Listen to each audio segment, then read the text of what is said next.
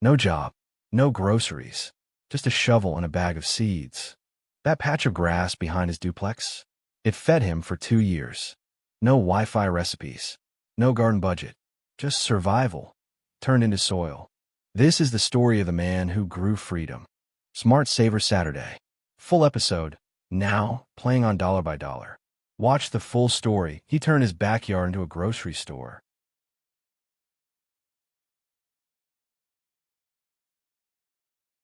The first thing Desmond noticed wasn't the silence.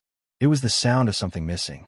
At 5:42 a.m., he sat at the edge of his twin mattress, bare feet pressed against the cold laminate floor, and listened. No kids screaming from the duplex next door. No buses wheezing by on Franklin Avenue. No birds, not even crows. Just the buzz of the fridge and the ticking wall clock. It was late March, but the silence had the feel of winter. That morning, Desmond Kelley had $47.33 in his checking account and 3 eggs left in the fridge. He held the carton like it was a glass heirloom, turning it over in his hands as if it might reveal a surprise. But it didn't. It was just 3 eggs. He didn't panic. Desmond wasn't the type to panic. He was the type who paced, then paused, who stared at the ceiling longer than most people prayed. He was the kind of man who worked with his hands because his thoughts were too loud. The kind of man who knew what hunger felt like, knew it by name.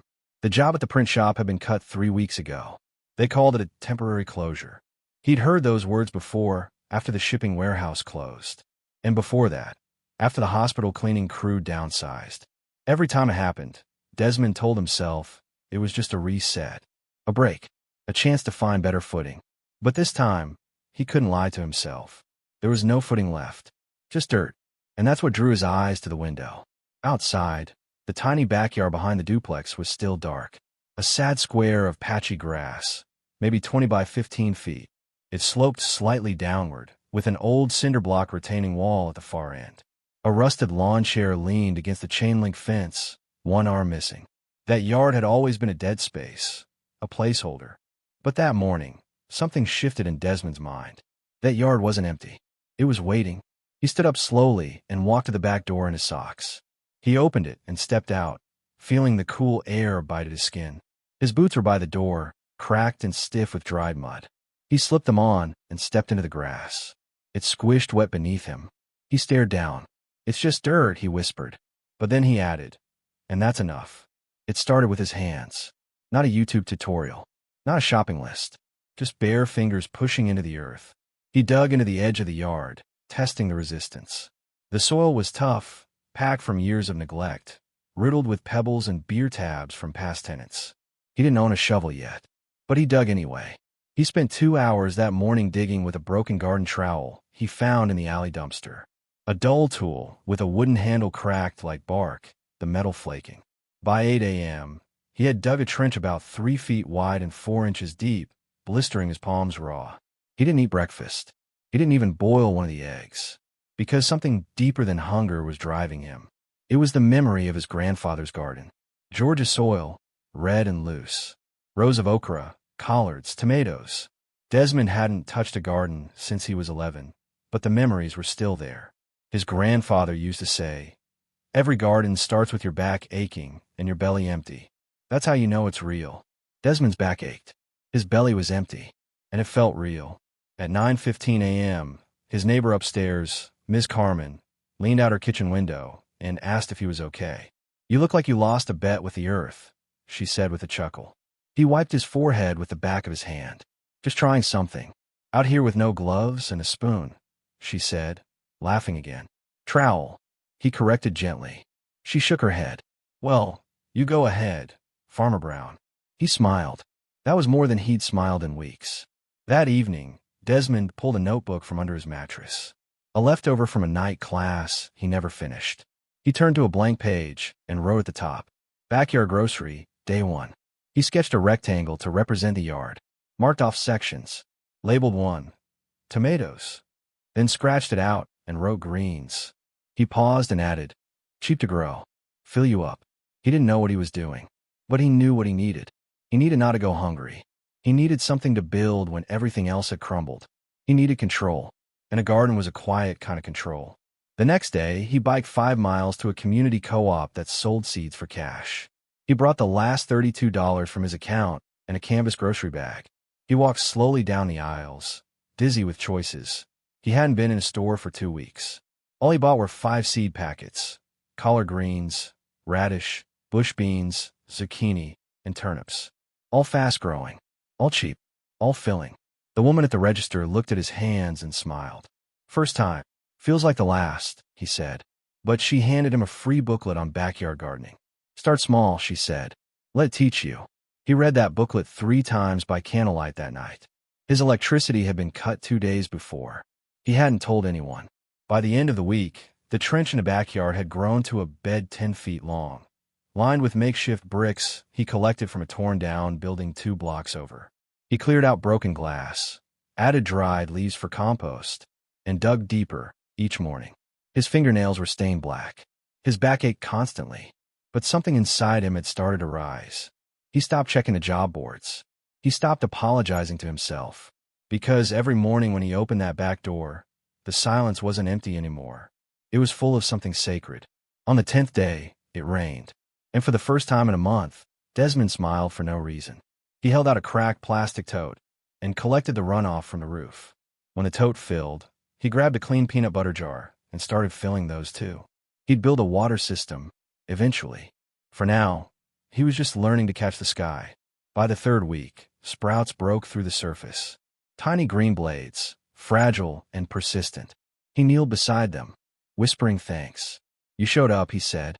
The greens came first, then the beans. Then the silence grew loud with life.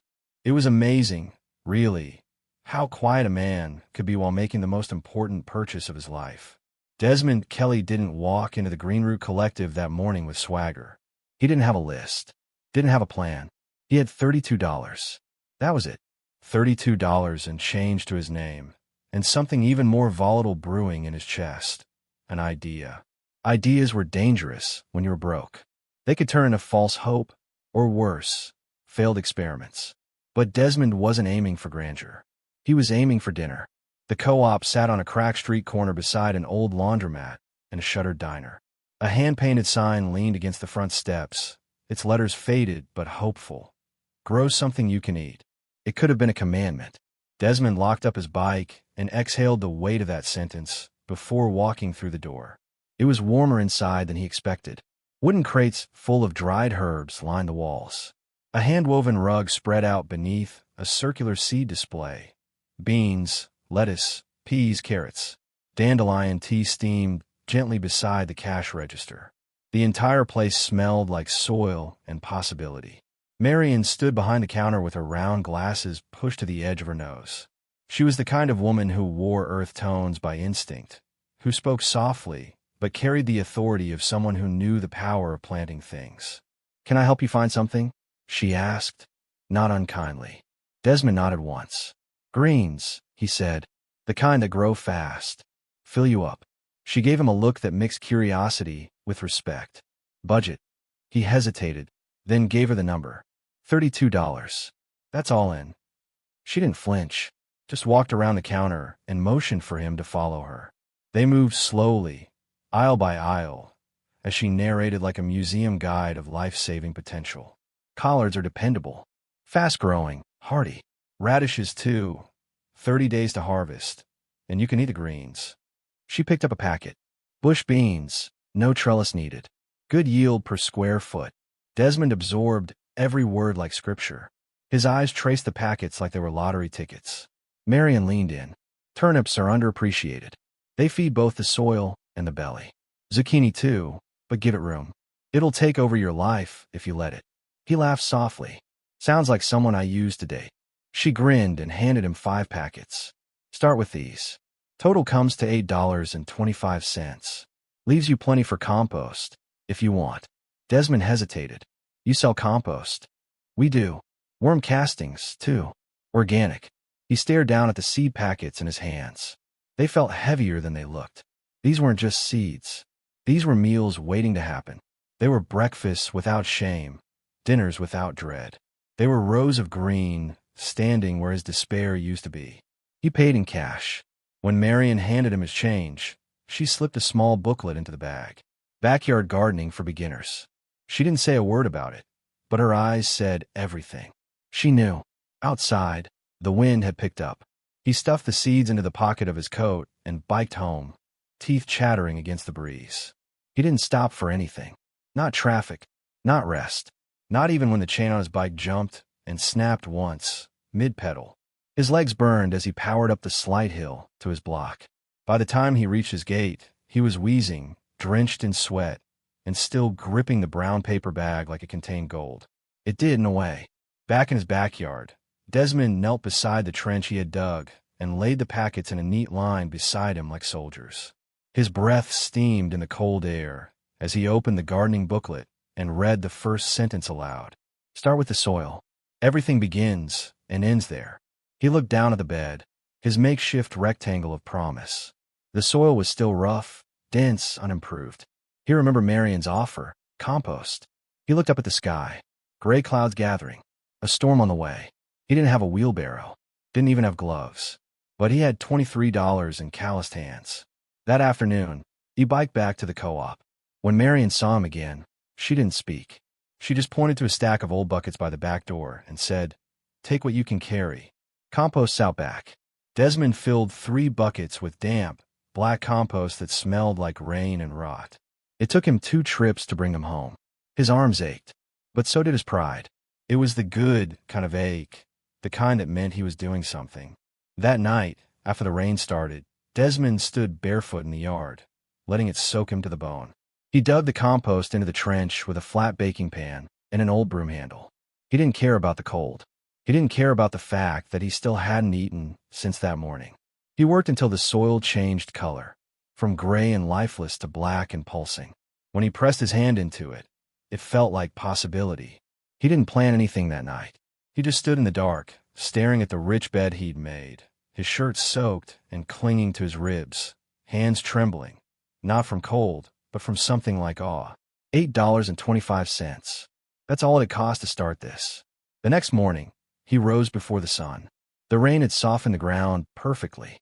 He dressed in the same clothes from the night before, still damp. No breakfast. No distractions. One by one, he opened each seed packet and poured a few into his palm. Tiny things. Insignificant, almost. He looked at the collards first. He remembered them from childhood. His grandmother, simmering them on the stove with a ham hock. That smell meant Sunday. It meant safety. He pressed the first seed into the earth like a whisper. A prayer. "You'll feed me," he said. "I'll take care of you." By noon, he'd planted them all, spaced as best as he could, following the booklet's instructions with a reverence that felt holy. And then he waited. The next few days were a blur of small tasks, turning soil, building small makeshift fences from discarded wooden planks to keep the neighborhood cats out. He dragged heavy water buckets from the side of the house, built a rudimentary drip system using soda bottles and a metal awl. He tore a hole in an old bedsheet and strung it up to create a shade screen for the seedlings. The first shoots broke through 5 days later. The bush beans were the first to rise, tender and defiant, little green miracles pushing against the cold. Desmond didn't cheer. He just knelt there, staring at them like someone had just whispered good news in a language he barely remembered. He wept a little, quietly. By day 12, the greens appeared. By day 20, the radish tops had unfurled like dancers. Desmond kept a notebook beside his bed. He logged the dates, sketched little maps, made notes on the rain. He became obsessive in the best way. Focused, purposeful. Each day, the garden pulled him out of bed. And for the first time in months, he didn't dread the sunrise. He welcomed it. Because with each day, his grocery store grew. He stopped counting how much food he didn't buy at the store. Stopped looking at job listings he didn't want. Because the yard was teaching him something more important than any job could give him: self-reliance. And all it had taken was $32. He would never forget that number. Not because it was a miracle, but because it was enough. Desmond sat at the kitchen table, a broken pencil in one hand and a grocery store receipt in the other. The table wobbled with every elbow lean, its warped legs an echo of the life he was trying to rebuild. Uneven, but still standing. There was a time, not long ago, when receipts were nothing more than trash. Thin, crumpled reminders of money already gone. But today, This slip of paper held something sacred. It was from his last real grocery run, dated 6 weeks back. Printed on its fading ink were the survivors: dry rice, a bag of beans, peanut butter, 2 onions, a dozen eggs, a half-gallon of milk, and 1 dented can of peas. Total, $28.14. He hadn't been back since. Not because he was boycotting stores. Not because he had discovered some secret method of hacking the system. No, Desmond just didn't need to. His food was growing right outside his window. The paper trembled slightly in his hand. Whether from the draft or from the weight of what it symbolized, he couldn't tell. But one thing was clear. He had to know. Not guess. Not feel. No. How much was he really saving? He flipped over the envelope he'd been using as a makeshift ledger and wrote in big, scratchy letters, "What does it cost to grow freedom?" He didn't know the answer, but he knew where to start. First up, beans. He glanced out the window at the green bed nearest the chain-link fence. His bush beans were flowering now, delicate white blossoms opening like secrets at dawn. He remembered the price, $2.99 for the seed packet. He planted 4 mounds. If each plant gave him a good yield, 2 or 3 handfuls, that was enough for at least 8 meals. At the store, he'd paid $1.79 for a 1-pound bag of dried pintos. That made about 6 cups cooked, maybe 3 meals total. He spoke it aloud, like he needed to hear it to believe it. $2 for a bag, $3 for seeds, but the plants keep giving. And I can save the seeds. He paused, tapping the pencil on his lip. The store sells you food once. The garden teaches you to feed yourself forever. He underlined that sentence twice. Next, zucchini. Zucchini had become Desmond's pride. He wasn't sure why. Maybe because it had grown fast and fearlessly, unbothered by his amateur gardening mistakes.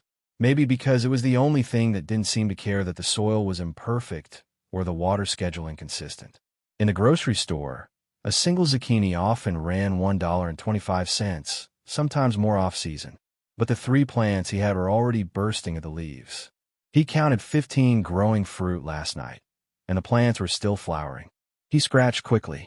15 zucchinis x $1.25 equals $18.75 saved. And he'd only spent $3 on the seed packet. Desmond laughed under his breath. That's a better return than anything I ever got in a savings account. His eyes flicked to the fridge. It was humming again. He'd been able to pay the utility bill last week thanks to a neighbor hiring him for 2 hours of yard cleanup. But there wasn't much inside. 2 eggs, a bottle of homemade hot sauce, and a jar labeled pickled turnip tops in permanent marker. He opened the jar and took a whiff. Sharp, vinegary, alive. That jar had cost him nothing but time. The turnips came from the corner bed, near the rain buckets. Their greens had been sautéed, the roots boiled, and the tops preserved, stored, tucked away like treasure. He turned back to the envelope and scribbled more lines. Collards, $2.50 per bunch at the store. Grew 5 bunches. Saved $10 minimum. Radishes, $2.99 per bag. Harvested twice already. Turnips, $3.50 for 3 pounds in store. About at least 5 pounds growing. He circled the sentence that mattered most. Every grocery store item I grow is one less crisis. Because that's what it was, wasn't it? Grocery shopping, when you were broke, was crisis management. Desmond knew that feeling too well. Walking into a store with $20 and a calculator in your head. Scanning shelves for yellow stickers, half-off meat, the bruised fruit bin.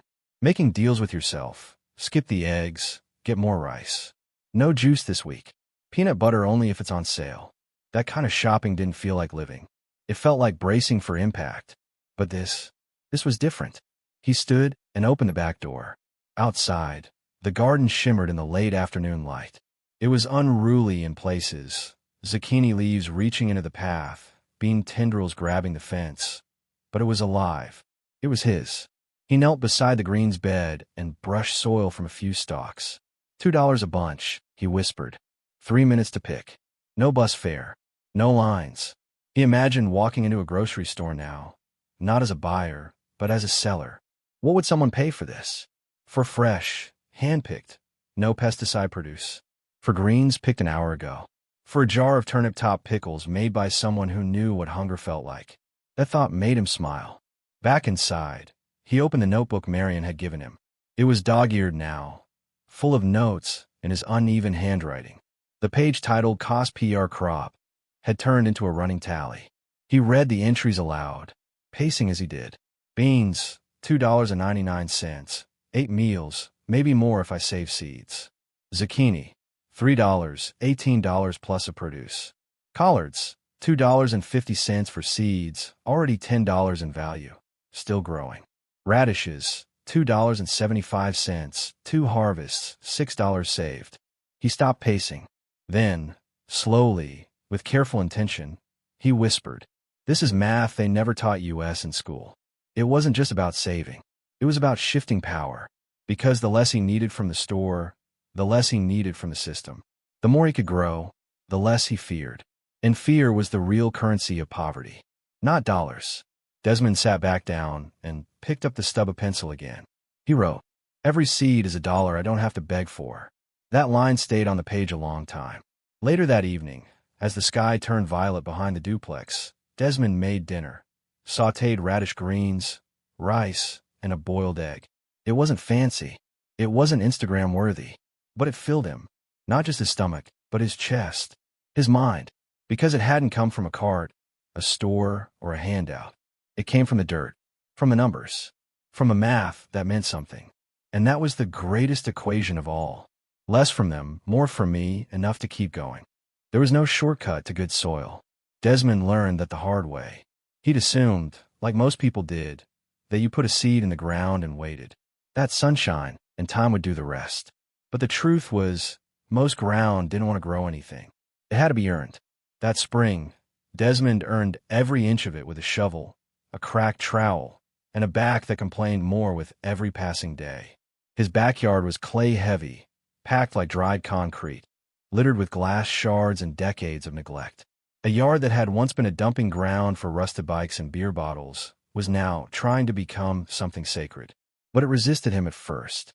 It coughed up cigarette butts instead of worms, broken Lego pieces instead of nutrients. Even the weeds struggled to hold on. Desmond didn't blame it. He knew what it was like to be used and abandoned.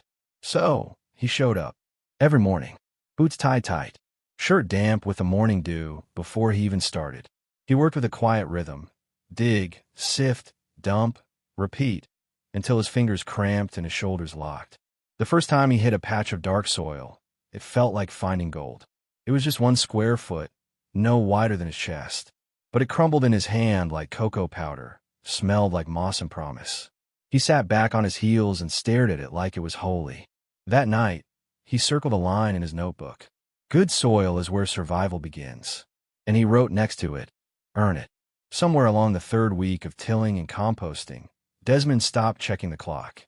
The days blurred into muscle memory. He marked time by which bed he was working. Monday was the greens, Tuesday the zucchini, Wednesday the compost trench. His calendar had turned into a rotation of dirt and breath. He found a rusted wheelbarrow behind the alley dumpster and dragged it home like a trophy. One wheel was bent and the handles were splintered, but it moved. He didn't need perfection. He just needed movement. The compost trench had become his obsession. Every peel of onion, every coffee ground, every scrap from the pan, he buried it, turned it with his hands until it steamed under the morning sun. A neighbor named Jorge passed by once and called out, "That's some rich rot you got there." Desmond grinned. "It's dinner in a month." Jorge laughed and kept walking, but the truth of it stuck. The rot was the meal. The stink was the beginning. There was a metaphor there, somewhere, something about failure being the start of growth. Desmond wasn't one for lofty language, but he felt it in his bones, in his blisters. He hadn't been to a gym in months, but he was stronger now than he'd been in years. Not in the sculpted way, in the useful way. Functional muscle built from lifting buckets, turning soil, dragging old bricks from a neighborhood demolition site to build garden borders. His hands had calluses. His spine creaked. His knees ached when it rained. But he could carry 2 5-gallon buckets across the yard without spilling a drop. That meant something. One morning, he sliced his thumb wide open on a piece of rusted metal buried in the collard bed. The blood came fast, bright against the soil. He cursed under his breath and ran cold water over it from the rain barrel, gritting his teeth. It wasn't deep enough for stitches, but it burned. He wrapped it in a torn bandana and sat on the back step, cradling his hand. And that's when he felt it, this wave of frustration rising behind his ribs. Not just from the cut, from everything. The exhaustion, the uncertainty, the weight of how long this was taking. "Why the hell am I doing this?" he whispered, throat tight. He didn't expect an answer. The garden didn't speak in words. But just then, the sun pushed through the clouds, and a single beam lit up the far corner of the yard where his beans were just beginning to stretch upward, tiny vines curling around the scrapwood trellis he'd built from pallet boards. And he exhaled. That was the answer, because they were still growing. Even when it was slow, even when it hurt, they were growing. He stood up, wiped the dirt from his palms, and kept going. By late May, the soil was different. It no longer pushed back. It welcomed him. The shovel bit into it like bread. Worms showed up. Mushrooms popped out at the edges of beds, signs of a living biome. The mulch he'd made from old newspaper and dried leaves began to hold moisture. The plants looked happier. He did too. The backyard no longer looked like a project. It looked like a purpose. Greens fanned out in proud waves. The beanstalks reached upward with confidence. Even the squash had a kind of swagger now, spreading its vines like it owned the place. Desmond started naming the beds like old friends. Tommy was the tomato bed, even though nothing had sprouted yet. Old Faithful was the collard patch, first to grow, never let him down. The compost pit was the furnace, and the narrow strip along the fence where he'd planted herbs, the pharmacy, because soon, he hoped, it would cure more than hunger. It would cure doubt.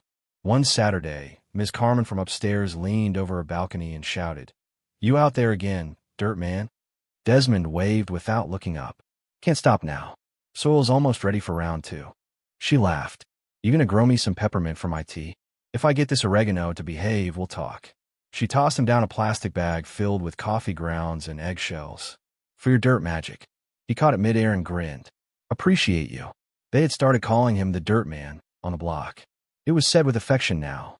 The guy who turned a dead yard into a living pantry. The one who didn't go to the store but somehow always had something cooking. Desmond didn't mind the name, because the truth was, he didn't feel like a man covered in dirt. He felt like someone finally growing roots. He kept a new note in his garden journal now, one he wrote late at night, after washing the grime from his arms and slipping into clean socks. Soil is slow power. Not flashy, not immediate, but steady, unstoppable. It was teaching him how to wait, how to trust, how to dig deeper, even when it hurts. By the end of the 4th week, the beds were perfect. He knew it when he plunged a garden fork into the soil and felt no resistance. The dirt parted easily, like it was ready, truly ready, for something to be born. He stood there for a long time, holding that fork like a trophy. And then he laughed. Not a bitter laugh. A laugh full of relief, of gratitude, of knowing that all the sweat, all the sore muscles, all the mornings spent doubting, it had led here, to this. This patch of earth he had reshaped with his bare hands. This backyard that had once mocked him with its emptiness, now full of life. It wasn't just a garden anymore. It was proof that even when everything is stripped away, even when the job is gone, even when your bank account is dry, you can still dig, you can still plant, you can still grow. Desmond didn't cry when he lost his job. He didn't cry when the lights were shut off, or when the fridge sat silent and the food disappeared one item at a time. He didn't even cry when the final paycheck cleared, and the account held just $32. He'd seen worse, grown numb to the edge of desperation. But one morning, 3 weeks into summer, he walked into his backyard, barefoot and groggy, and saw a row of collard greens standing upright in the golden light. Full leaves, strong stems, dew still shimmering like glass. And something cracked open. He dropped to his knees and wept into the soil. Not because he was sad, because he wasn't. The green had healed something he didn't even know was broken. It wasn't the harvest itself that hit him. It was the truth of it. Those greens hadn't come from a package. No truck had driven them in from another state. No barcodes. No coupons. No red scanner light. They came from seed, soil, and sweat. They came from him. For the first time in months, maybe years, Desmond saw proof of his own power. Not the kind measured in titles or paychecks or productivity. A different kind. Quieter. Rooted. earned. Every leaf was a receipt of resilience. He reached out and touched one of the leaves, broad, veined, still cool from the night air. It held firm under his fingers. Thick, sturdy, the kind of food that could carry a body through hard winters. He whispered, "Thank you." Then he stood up, went inside, and brought out a kitchen knife. He cut 5 leaves, carefully, like he was unwrapping a gift, rinsed them in a steel bowl, and laid them on the counter. The room smelled like morning and memory, like the kitchens of his childhood, when his mother and grandmother cooked collards with vinegar and love. Desmond didn't have ham hocks, didn't have broth or smoked turkey legs, but he had oil, salt, garlic, and thyme. And that was enough. He tore the leaves by hand, heated the pan until the oil shimmered, tossed in the garlic, then the greens. The sizzling sound filled the silence of the kitchen like music. When he sat down to eat, it was just a plate of sautéed collards with a scoop of rice. But he ate it slowly, reverently. Every bite had a beginning. The shovel, the seeds, the waiting, the worry. It was all there, and none of it was bitter. The greens were tender, honest. They didn't pretend to be something they weren't. They didn't fill him up like fried food, but they filled him. In a way he hadn't known he was starving. Afterward, he pulled out his journal and wrote, "The greens didn't just feed my stomach. They repaired my spirit." He underlined it twice. That afternoon, he spent hours just walking between the garden beds, checking on the zucchini, touching the bean flowers, whispering to the squash like it was an old friend. And he noticed something else. His back didn't ache like it used to. His knees were still stiff, sure, but his breathing had changed. He didn't get winded hauling compost or crouching in the dirt. His hands had roughened into tools. His shoulders didn't slope from defeat anymore. They were straight, ready. Desmond had gone into the garden looking for food, but what he'd found was function. He was becoming someone he respected. A few days later, he heard a knock on his front door. He opened it to find Ms. Carmen's grandson, Elijah, standing on the porch with a plastic bag in one hand and a basketball under the other. "You really growing food back there?" the boy asked, eyes wide. Desmond tilted his head. "What you think I'm doing every morning?" The boy shrugged. "Grandma says you out there 'cause you broke." Desmond laughed. "Well, she ain't wrong.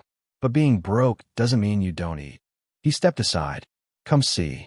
In the backyard, Elijah walked the narrow dirt paths with cautious reverence, like he was inside a museum. His fingers brushed the tops of the beanstalks. He squatted low to peer at the zucchini blossoms. "This all real?" he asked. "More real than anything you'll find in a plastic package," Desmond replied. "You ever planted something?" Elijah shook his head. Desmond reached down, plucked a baby radish, wiped the dirt off on his pants, and handed it to him. "Try it." The boy sniffed it, bit in, and made a face like he'd swallowed fire. "Spicy."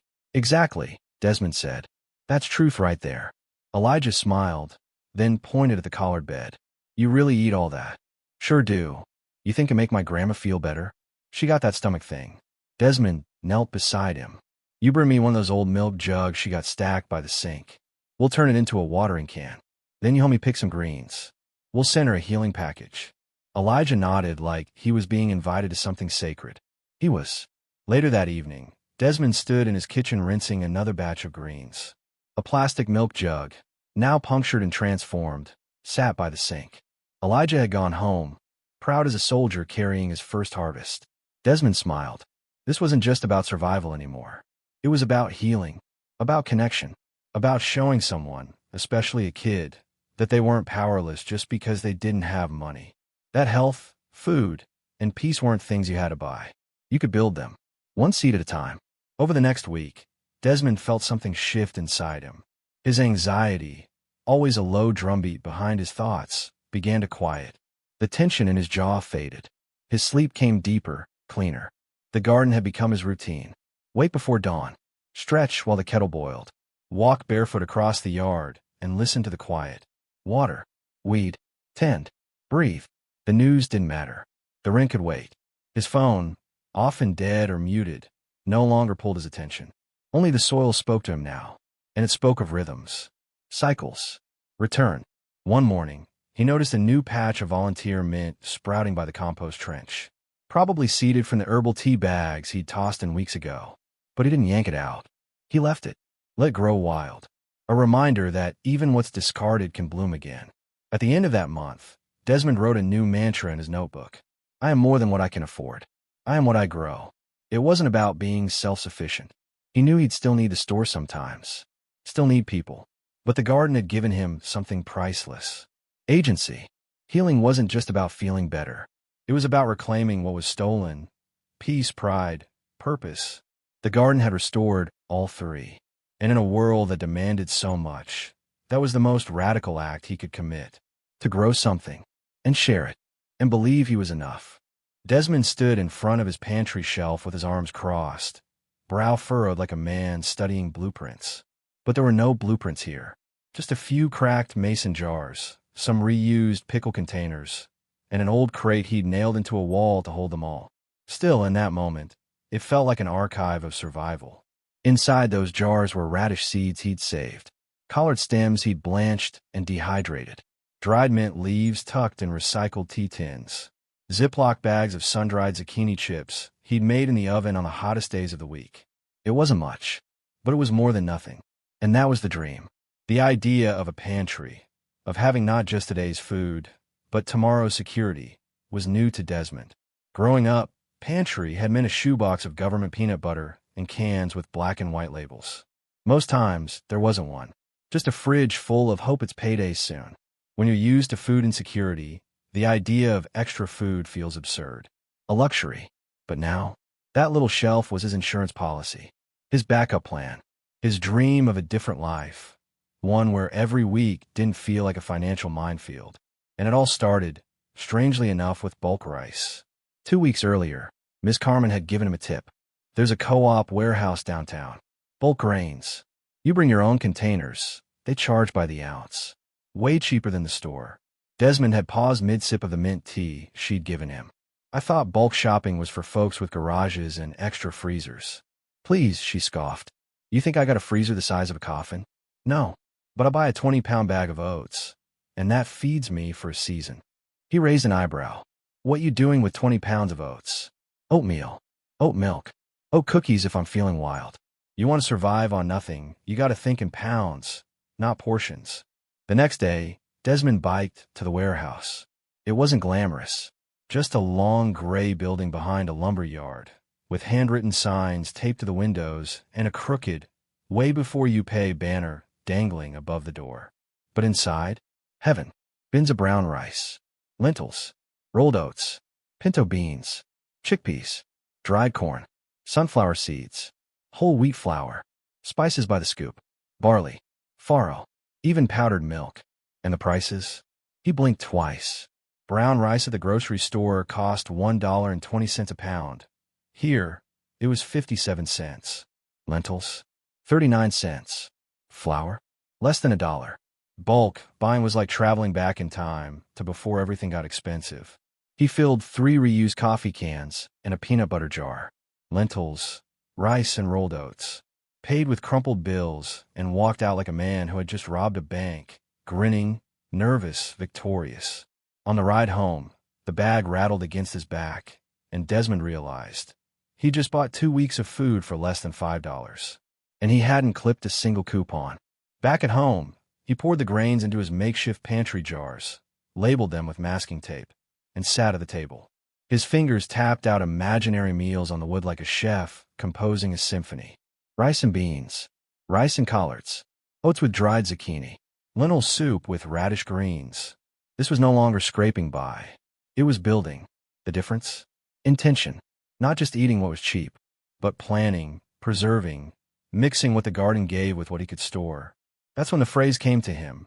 Bulk pantry, big dreams. He liked the way it sounded, so he wrote it at the top of a new notebook page. Then underneath, a garden feeds the day, a pantry feeds the month.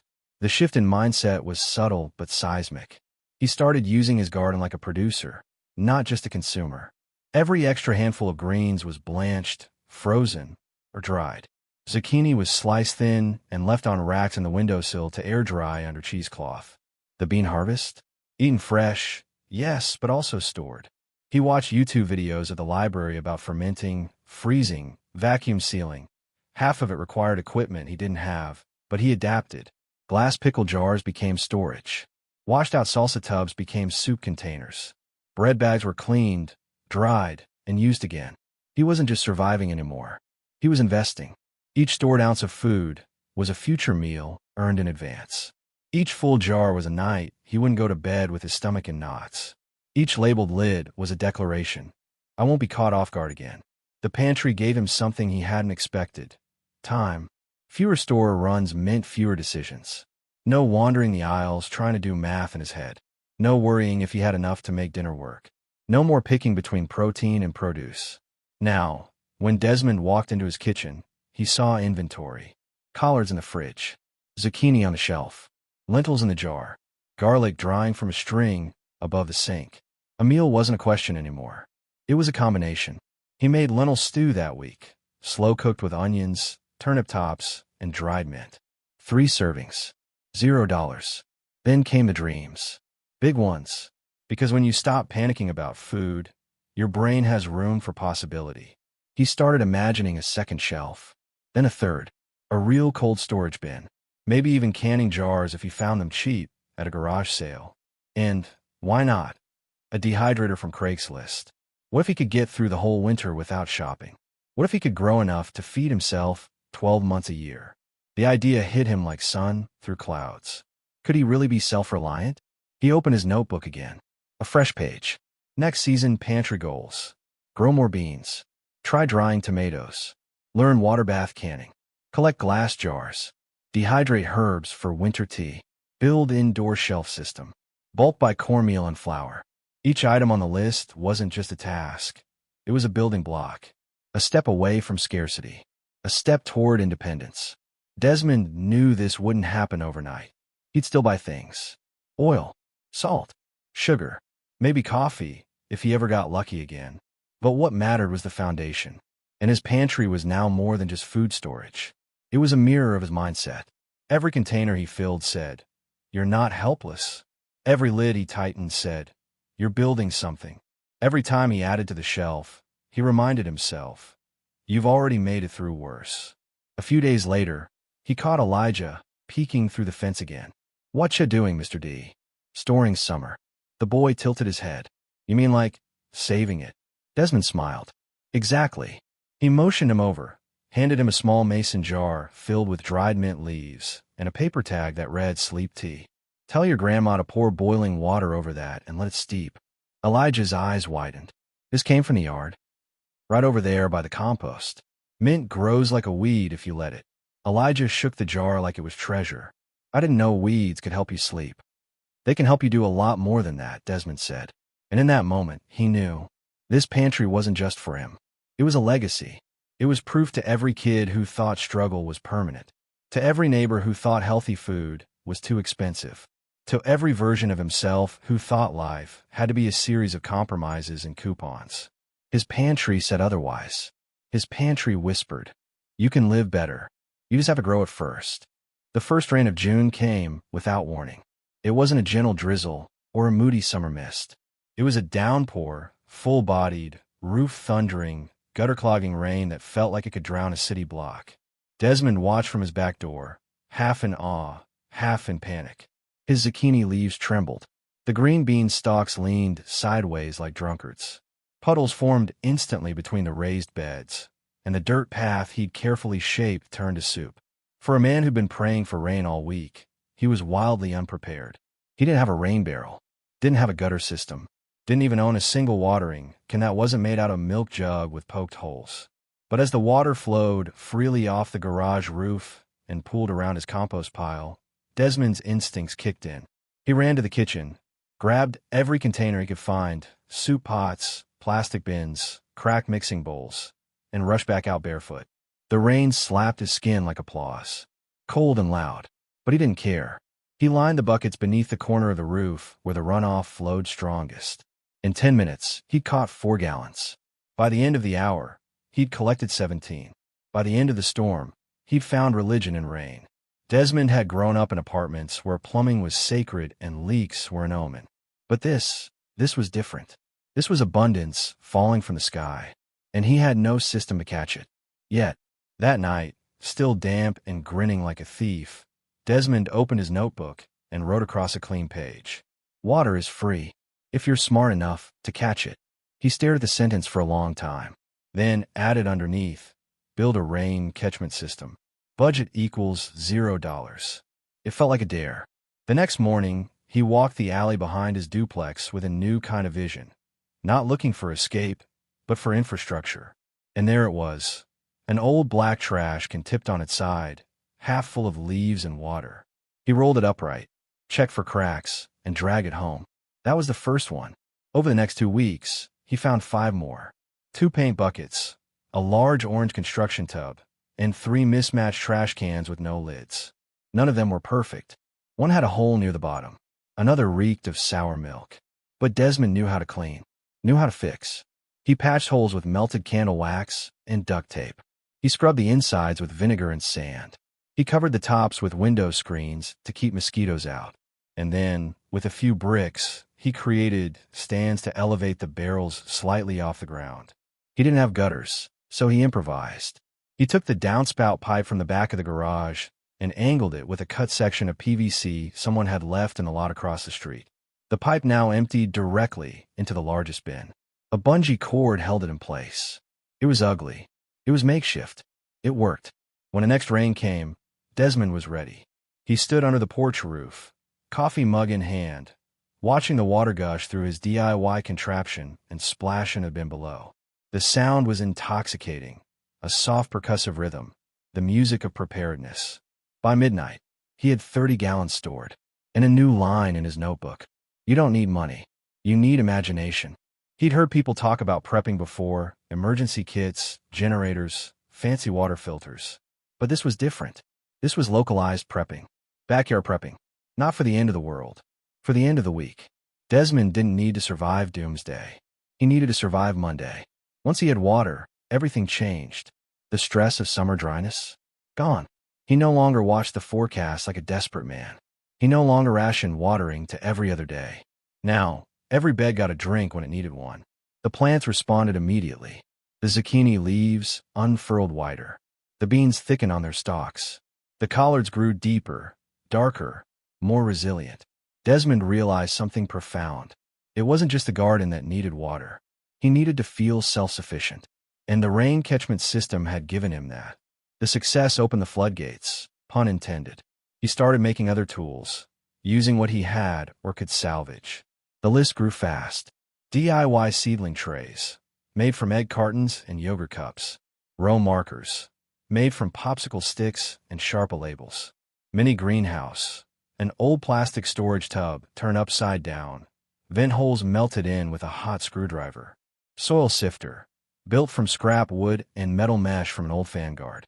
Hand rake, fashioned from a broken spatula and garden wire. Sprinkler, a 2-liter soda bottle with poked holes and a garden hose attachment hacked together from zip ties and stubborn optimism. He started a new section in the notebook. Tools I didn't buy. He didn't write it with pride. He wrote it with relief. Because every tool he built meant another day, he didn't have to spend money he didn't have. Another moment, he chose creation over consumption. One afternoon, Elijah showed up again. "What's that?" he asked, pointing to a giant colander perched above a blue bin. "Rain filter," Desmond said. "For drinking." "No, for watering. Gets the gunk out. Keeps the good stuff." Elijah nodded, impressed. "You make everything." Desmond shrugged. "That's what you do when you're broke." The boy frowned. "That sucks." Desmond shook his head slowly. "Not really. When you make something with your hands, it lasts longer in your mind." That stuck with Elijah. Later, he brought Desmond 2 items, a bent spoon and a pair of broken sunglasses. "You think you can make anything out of this?" Desmond laughed. "Give me an hour." An hour later, the spoon was a miniature trowel. The sunglasses? He popped the dark lenses out and used a frame as a trellis clip for his beans. It wasn't just DIY. It was a philosophy. The garden stopped being a space and became a lab. Desmond experimented with banana peel fertilizer, made his own vinegar insect spray. He crushed eggshells to line the zucchini beds, kept slugs at bay, dug a small trench to redirect runoff from the alley behind the duplex. He cut vents into a plastic tote and layered it with sticks and kitchen scraps to create a second compost system. A hot box, he called it. None of it looked impressive. None of it was Instagram-worthy.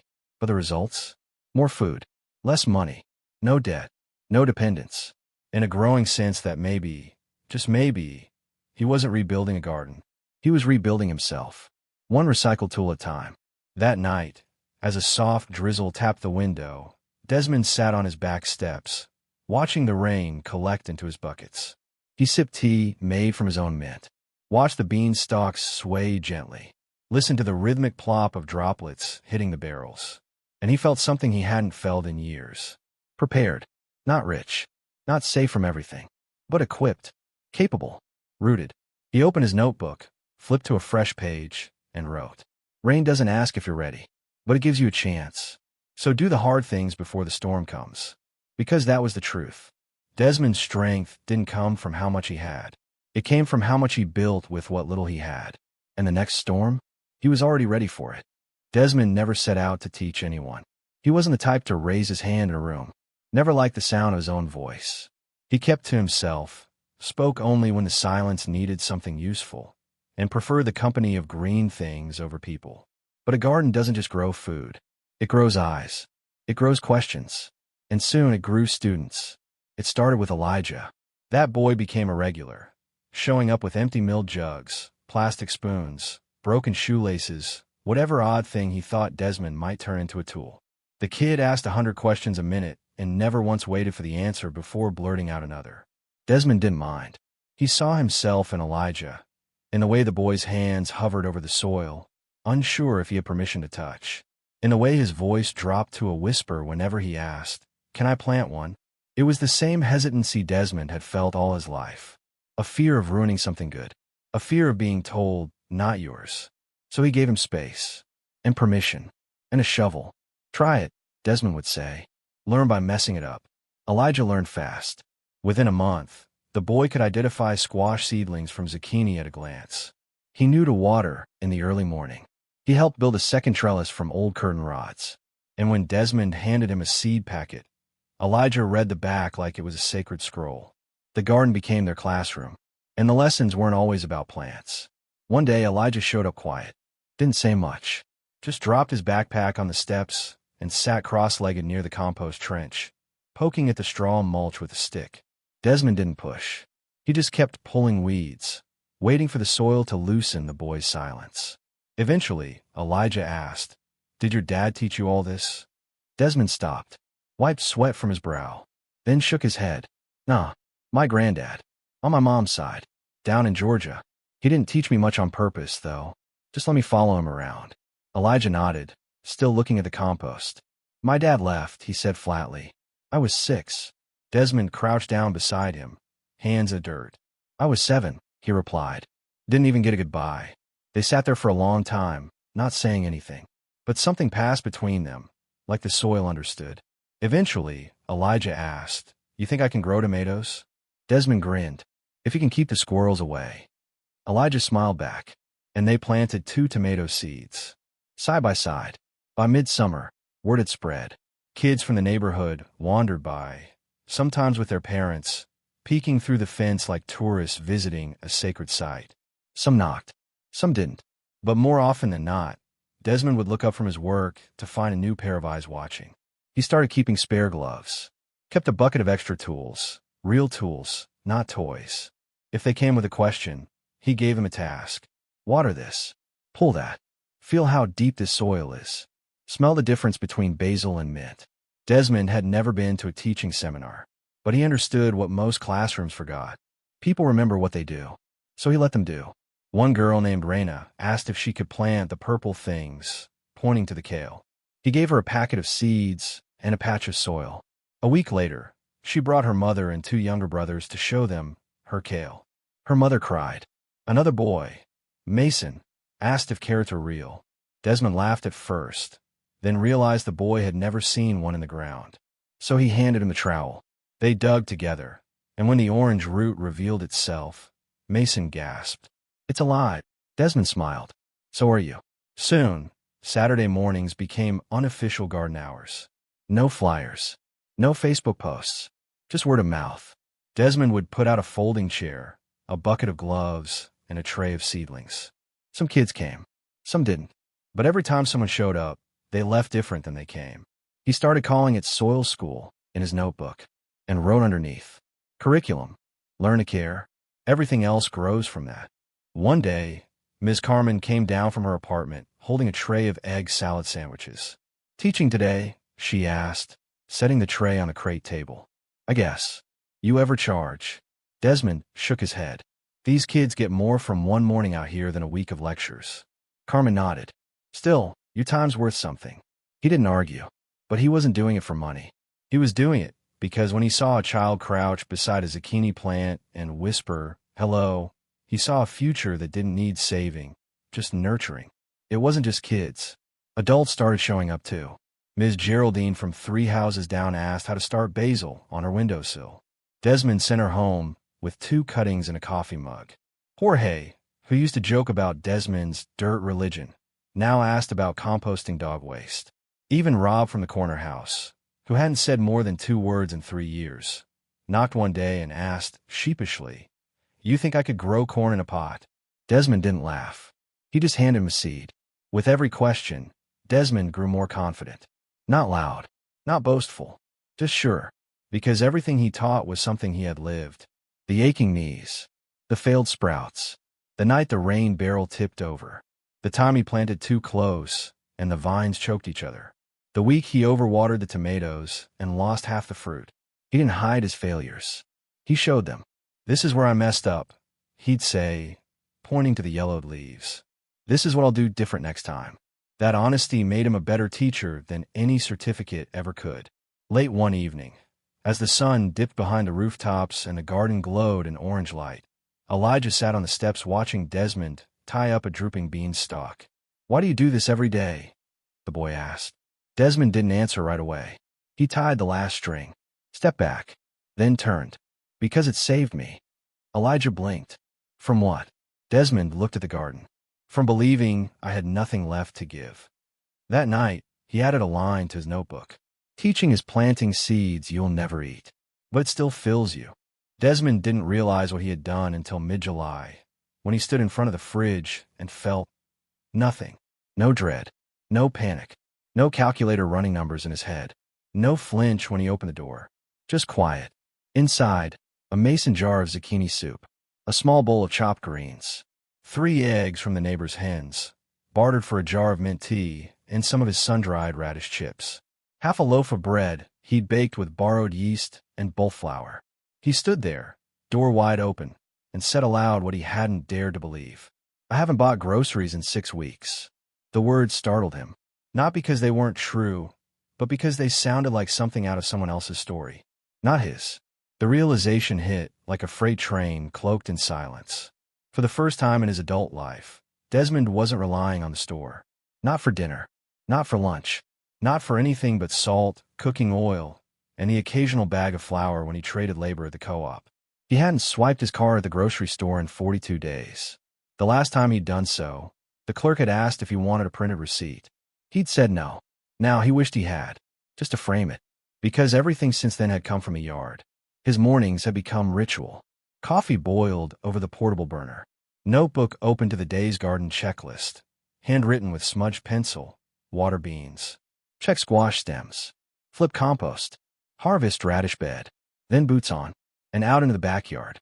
The garden met him with a silence that felt full, not empty. Every leaf shimmered in morning light. Every squash flower opened like an offering. The collards stood proud, deep green, their veins like maps of survival. Desmond walked between rows like a manager walking the floor of a small factory.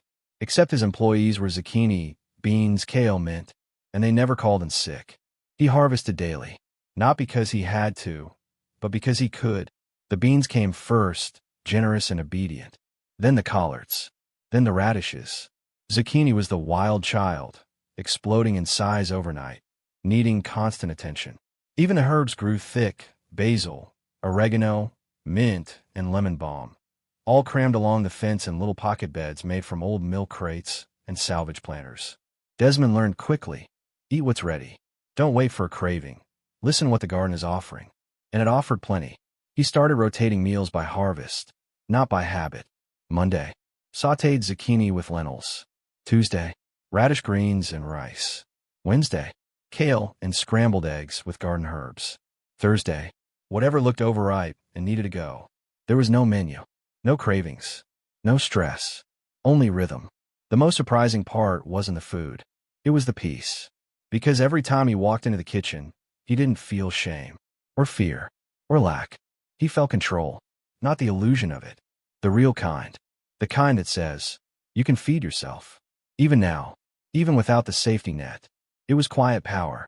The kind that doesn't shout but lasts. Neighbors started to notice. Not just the garden, but the change in Desmond himself. He smiled more, moved lighter.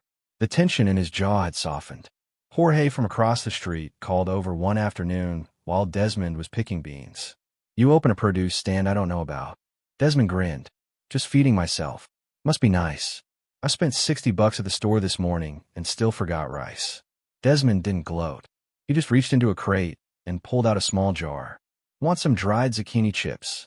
Jorge laughed. What's the catch? No catch. But if you return the jar clean, I'll refill it next week. They made the exchange like old men trading baseball cards. The next day, Jorge brought over a bag of cornmeal and asked Desmond if he knew how to make hush puppies. I don't, Desmond said, but I'm about to learn. It became a summer of firsts. First time cooking beans directly from the garden, shelling them by hand while watching the sky turn pink. First time blanching collards and freezing them for later. First time realizing he hadn't bought anything with a barcode in over a month. First time baking bread in a countertop toaster oven, dense, imperfect, and perfect. First time on a bed full, without a single transaction that day. And the first time he whispered a blessing over a bowl of food that hadn't cost him a cent. Thank you, he'd say, not to God, or not only to God, but to the dirt, the water, the sun, himself. One Saturday, a storm knocked out power in the neighborhood. The duplex went dark. Freezers thawed. Fridges groaned. Neighbors scrambled to call family, order food, toss spoiled meat. Desmond stepped outside into the rain-soaked garden, bare feet on cool soil, and smiled. His pantry wasn't plugged in. His meals didn't spoil. He lit a candle, boiled rainwater, made tea, ate a slice of garden frittata he'd baked earlier with eggs from Miss Carmen's hens and kale from bed 3. And as thunder rolled over the rooftops, he felt something so rare, so complete, it startled him. Security. Not the kind that comes from a salary. The kind that comes from self-sufficiency. By the end of July, Desmond's notebook had a new page titled, Grocery Savings Log, Summer 1. He listed what he would have spent. Beans, $15. Zucchini, $22. Collards/kale, $30. Herbs, $10. Eggs, bartered, $18. Mint/tea substitutes, $8. Total savings, $103. He circled it, then underlined it, then wrote, July, no store, still full. At first, he thought he was just getting lucky. That maybe this harvest was a fluke. That next season he'd be back at the corner market with a calculator and a tight jaw. But deep down he knew. He wasn't lucky. He was prepared. He had built this. With his hands. His breath. His learning curve. And every ounce of it had begun with $32, a trowel, and faith. One evening, he cooked for Elijah and Miss Carmen. A full meal, zucchini fritters, seasoned collards, and herb rice with lemon balm tea. Candlelit. Served on mismatched plates. When Carmen took her first bite, she sighed and leaned back. You feeding the whole block next? She joked. Desmond shrugged. One backyard at a time. Elijah pointed to a pot bubbling on the stove. You ever gonna sell this stuff? Desmond paused. I'm not ready for that, he said, then smiled. But I'm thinking about it. Because dreams like gardens start small, but they grow fast. If you tend them. If you believe. If you make it through the first season of doubt. And Desmond had made it through. Without groceries. Without shame. Without permission. Just a man, some dirt, and the faith that he could. It started with a single invitation. Nothing formal. No RSVP. Just a question scribbled in Desmond's notebook next to the word August. What if I cook for someone else? He stared at that line for a long time. Because up to now, everything from the garden had passed through his own hands and gone straight to his own plate. It had been a one-man operation. He planted, watered, harvested, cooked, and ate, then did it all again. But somewhere between the drying mint and the second zucchini harvest, the food had outgrown just one man. The pantry shelf was full. The garden was lush. And his instinct, the quiet hum that had guided this whole journey, told him it was time to share. Desmond's kitchen was never built for entertaining. There was no island, no granite countertops, no fancy appliances humming in chrome and digital blue. Just an old gas stove, a sink with a stubborn faucet, and one wide wooden table with two mismatched chairs. But what it lacked in features, it made up for in function. The whole space had transformed. There were jars of dried herbs on the windowsill, a basket of garlic bulbs braided together with twine, tea towels lined with collards drying beside the sink, bread dough proofing in an old ceramic bowl, and taped to the fridge with a magnet shaped like a tomato was a handwritten sign. From yard to table, this Saturday, sunset. It was an invitation. To Ms. Carmen, of course, and Elijah, and maybe Jorge, if he brought his own fork. A few of the kids from soil school. Anyone who had helped, even if all they did was taste. Desmond wasn't throwing a party. He was making an offering. The week leading up to Saturday was the busiest he'd had all season. He didn't rest. Didn't nap in the shade like he usually did when the sun climbed too high. He planned, measured, chopped, cooked in batches and stashed things in reused yogurt containers, carefully labeled in Sharpie. Kale satay, zook fritters, herb rice, sweet mint vinegar. He borrowed 2 folding tables from Ms. Carmen and a handful of chairs from neighbors. He scrubbed the kitchen floor until it stopped squeaking and cleared the back patio of buckets and tools. He strung a line of mismatched outdoor lights across the yard using broom handles and fence posts. Some bulbs flickered. Others didn't work at all. But the ones that did cast a soft glow that made everything, every weed, every crooked garden bed, every patched rain barrel, feel like home. Desmond stood back, hands on his hips, and surveyed the scene. It looked nothing like a restaurant, and everything like a meal. Saturday arrived soft and golden, the kind of evening where the sun lingered just a little longer than it should, and the breeze carried the smell of basil and cut grass through the air like a lullaby. Desmond was in the kitchen early, hours before the guests were due. He moved like a conductor, every motion deliberate, chopping, stirring, tasting. There was no music playing, but he hummed anyway, gospel under his breath. Something old, something that had carried his mother through her own storms. The final menu, scrawled on a notepad and taped to the cupboard, read: collard greens sautéed with garlic and smoked paprika, zucchini fritters with herb-dipping sauce, rice with lemon balm and mint, tomato and basil salad, Elijah's contribution, cornbread from Jorge, if he remembered, sweet mint iced tea. He didn't write dessert. He didn't have one. But what he had, he told himself, was enough. The first knock came just before sundown. Elijah, carrying a salad bowl with grape tomatoes, still warm from the vine, and a handful of basil leaves he had plucked just an hour ago. "You ready?" he asked, eyes wide. Desmond nodded, smiling. Almost. He lit a few citronella candles. Not because he was worried about bugs, but because the flicker of the flames made the table feel like a sacred place. Then Miss Carmen arrived, wearing a wide-brimmed hat and carrying a tin of cornbread Jorge had, in fact, remembered. By 7 o'clock, there were 9 people seated around the 2 folding tables pushed together, their plastic chairs wobbling slightly on the uneven backyard dirt. Desmond stood at the head, holding a glass of tea. "Before we eat," he said, voice a little rough, "I just want to say thank you."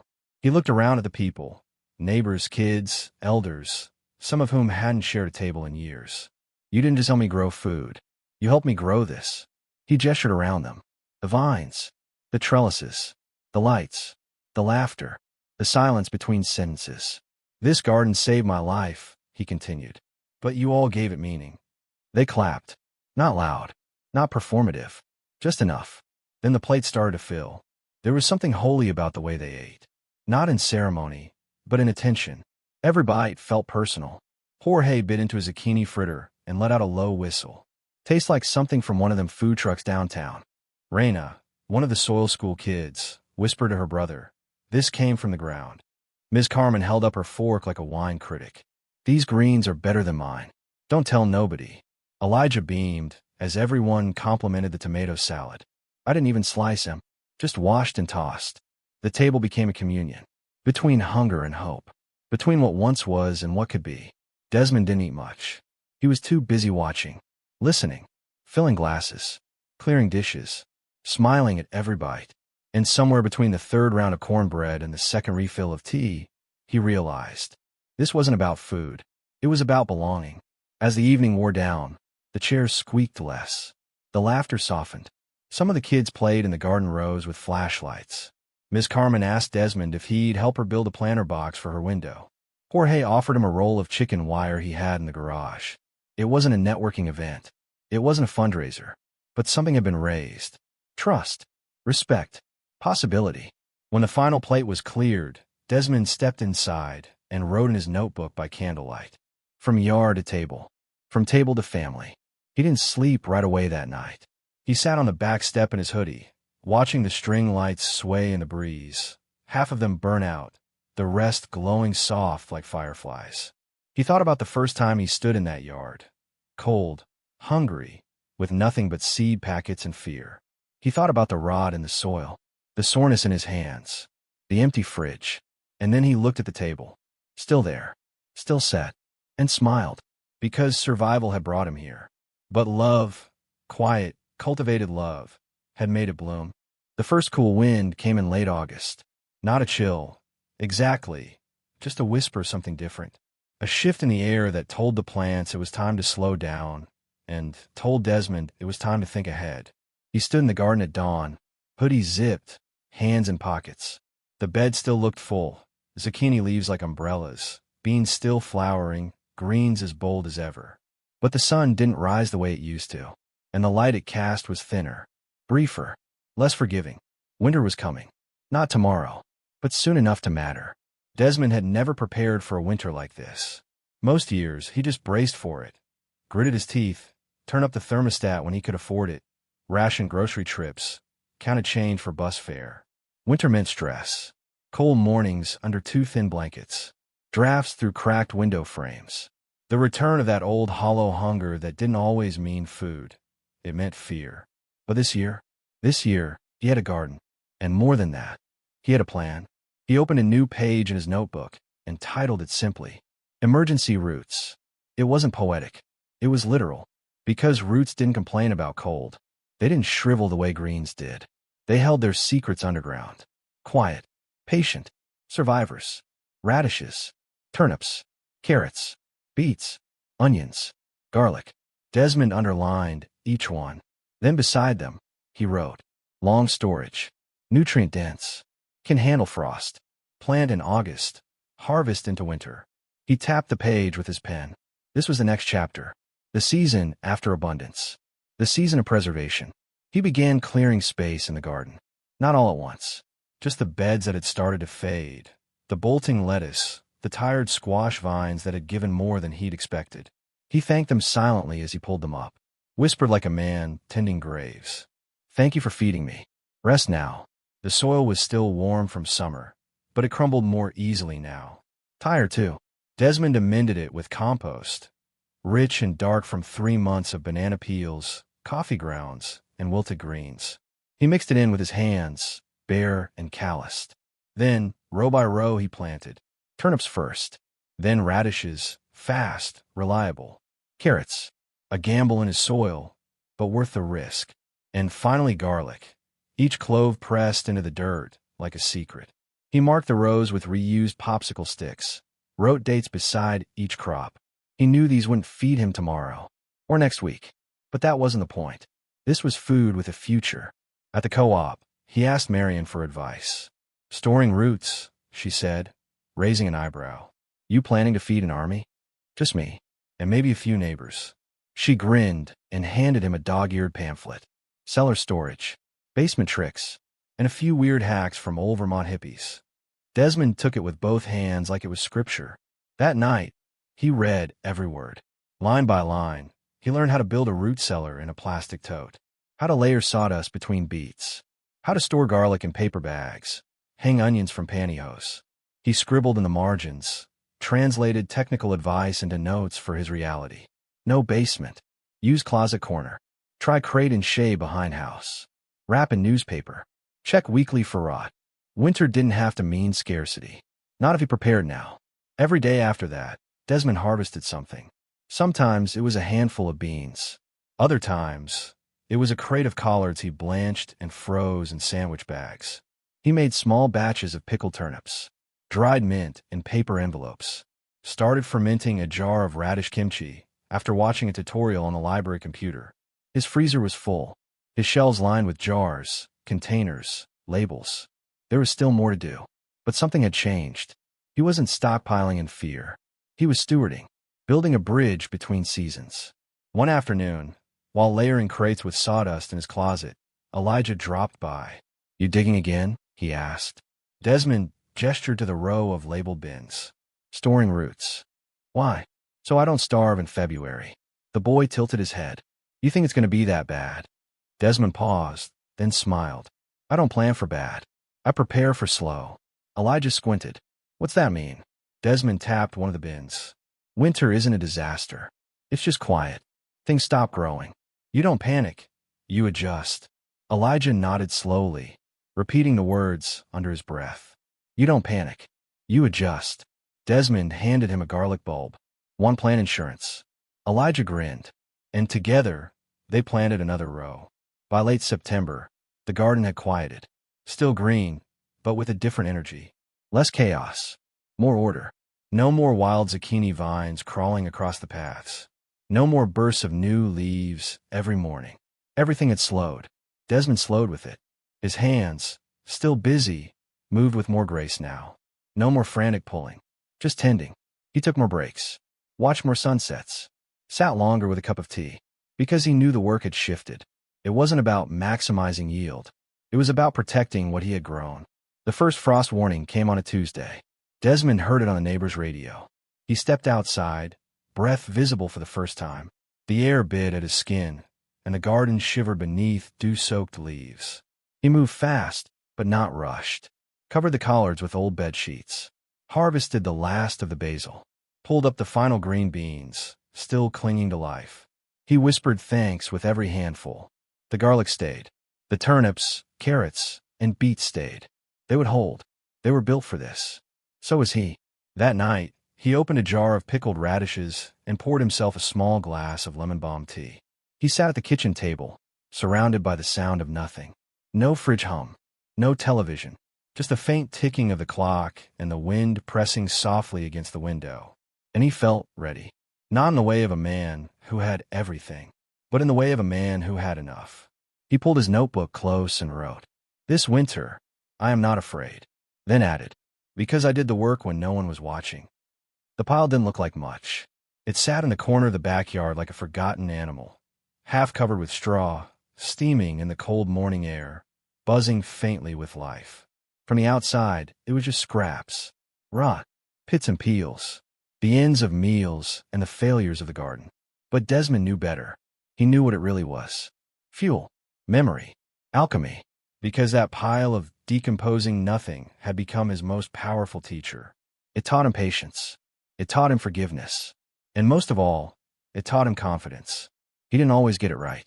The first time he tried composting, back in April, he had tossed everything into one big bin with blind enthusiasm.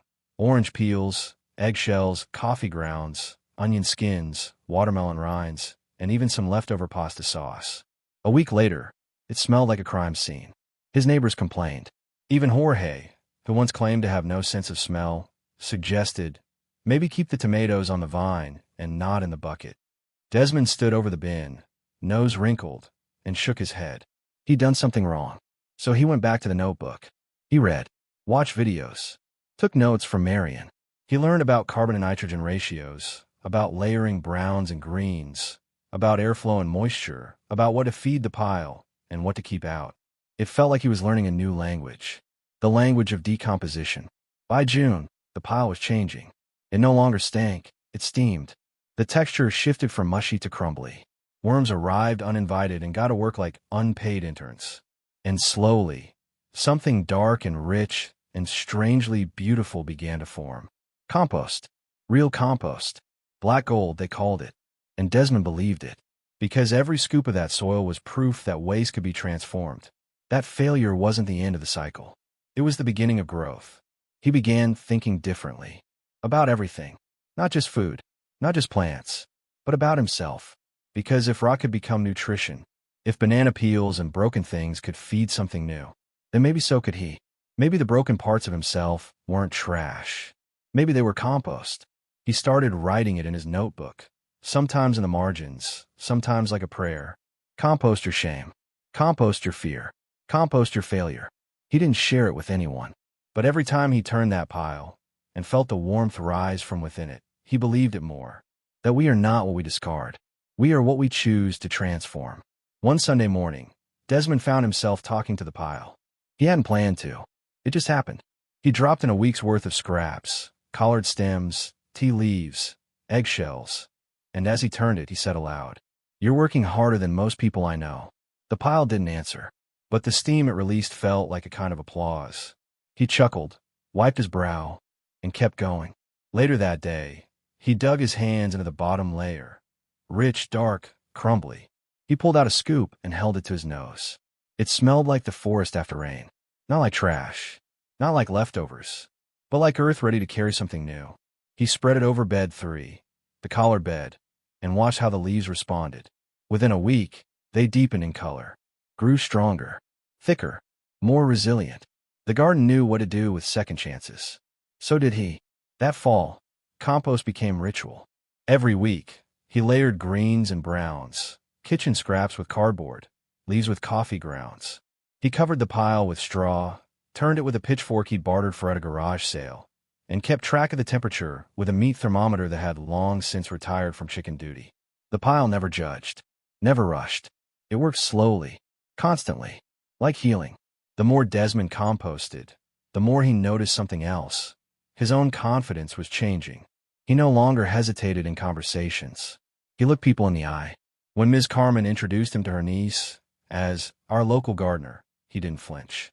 He said, "Nice to meet you," and offered her a jar of dried basil like it was the most natural thing in the world. When Elijah brought his school friend to see the backyard and called Desmond his gardening coach, Desmond just smiled. He didn't correct it, didn't minimize it, because it was true. He had become something, not because someone gave him a title, but because he earned it, one scoop of compost at a time.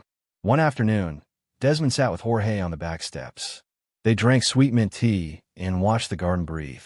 Jorge pointed to the compost bin and asked, "Ain't that gross, though?" Desmond shook his head. "Not anymore." "How come?" Desmond thought for a moment. "Because I started seeing it for what it is. Not waste. Not decay. Just a transition." He sipped his tea.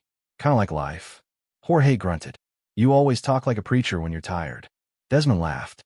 "I'm not tired. Just finally at peace." Jorge nodded slowly. "That's harder to get than compost." Desmond didn't disagree. By November, the pile was hot enough to steam on cold mornings. He covered it with an old tarp to protect it from frost and started spreading finished compost into storage buckets. He planned to use it next spring. But even if he didn't, he felt no rush. Compost was like confidence. It built over time, layered, earned, and the best part, it asked nothing but patience. That evening, Desmond sat with his notebook under the kitchen light, writing by hand, slowly. Compost is faith. You bury what no longer serves you, and trust it will return as nourishment. He paused, added a line beneath it. So will I. The box wasn't labeled. It sat in the back of Ms. Carmen's pantry behind a leaning stack of canned yams and expired breadcrumbs. A shoebox, dusty and frayed around the edges, taped shut with brittle masking tape. "I found this while cleaning," she said, setting it down on Desmond's garden table. "Figured you'd know what to do with it." Desmond raised an eyebrow. "What is it?" Carmen shrugged. "My sister's. Before she passed.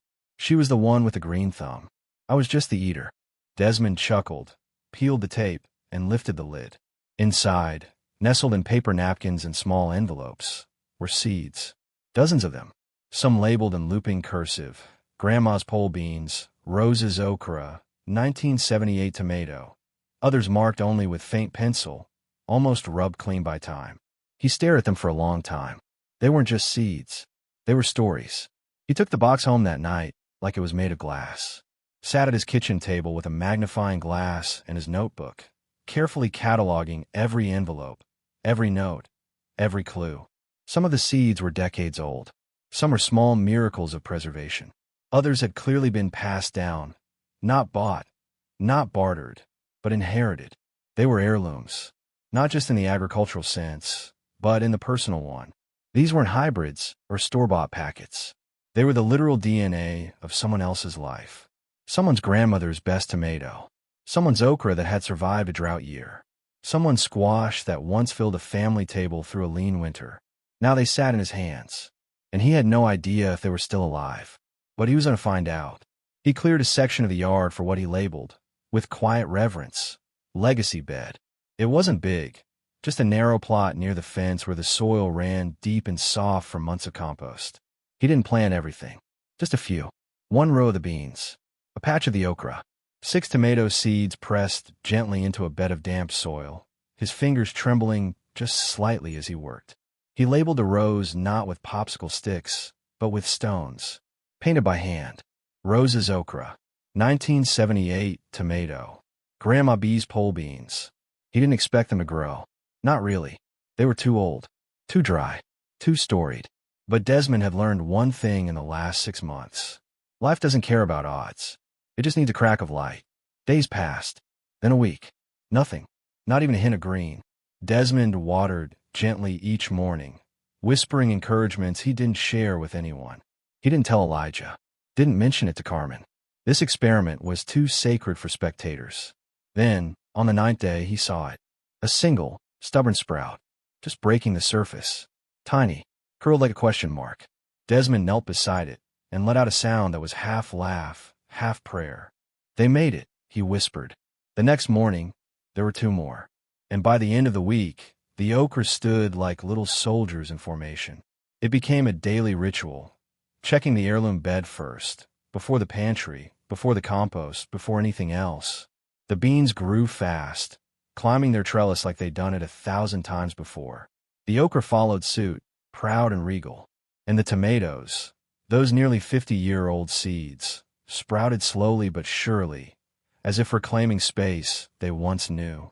Desmond felt something shift inside him. These weren't just plants. They were people. Ancestors he'd never met. Neighbors he never knew. Women who sang over stew pots. Men who pulled weeds in the sun. Children who licked their fingers after snapping peas into bowls. They were still here, living again through leaf and stem. And Desmond was the steward now. One morning, Elijah wandered into the yard and spotted the legacy bed.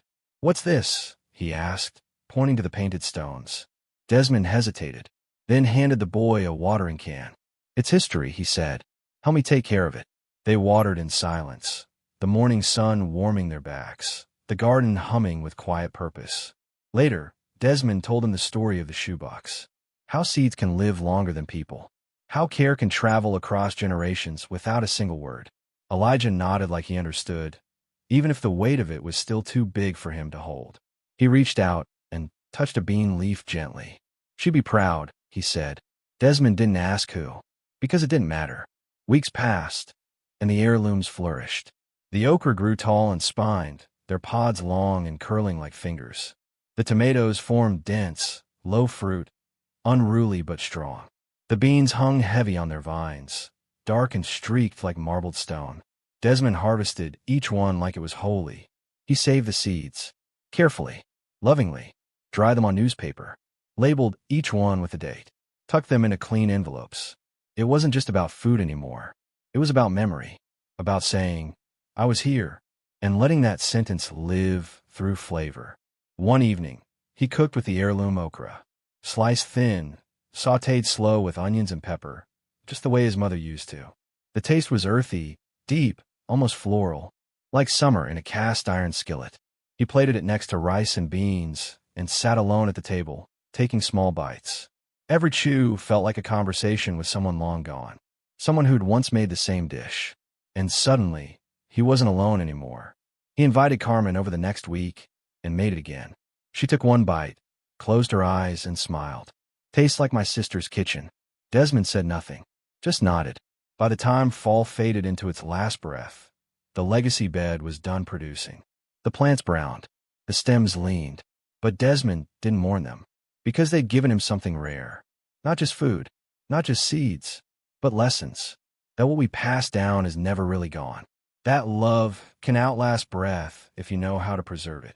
But the most powerful thing you can do with a gift is to grow it again.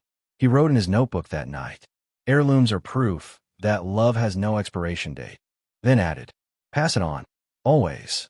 And beneath that, one more line, "I'll save them for the next hands. Because someone, someday, might find a shoebox, and they'll need to know. What they hold isn't just a seed. It's survival. It's soul. It's legacy." The first time Desmond bartered with Basil, it wasn't intentional. He was standing in line at the corner co-op, a jar of peanut butter and a small bag of flour tucked under his arm, debating whether to splurge on cinnamon. In front of him, a young woman, early 20s, earbuds dangling from her hoodie, was fumbling for change. She was short by $1.32.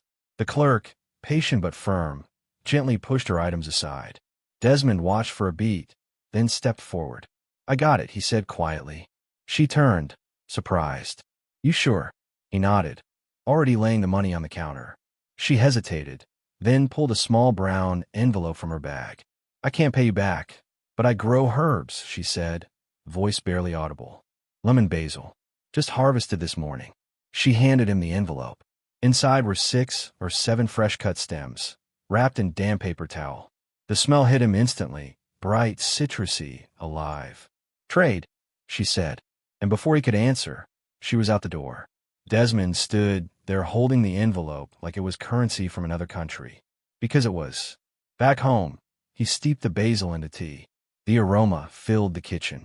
Uplifting, cleansing, like something between memory and future. And that night, he wrote in his notebook, "Today I bought food with leaves." He paused, then added, "It felt more honest than cash." After that, he started paying attention, not to prices, but to value, to what people needed, and what he could offer. He began to see his garden differently, not just as calories, but as currency. The next trade happened with Jorge. It was a simple one. Desmond had harvested more mint than he could use in a month. The stems filled a bowl on the counter, fragrant and aggressive, threatening to take over the whole kitchen.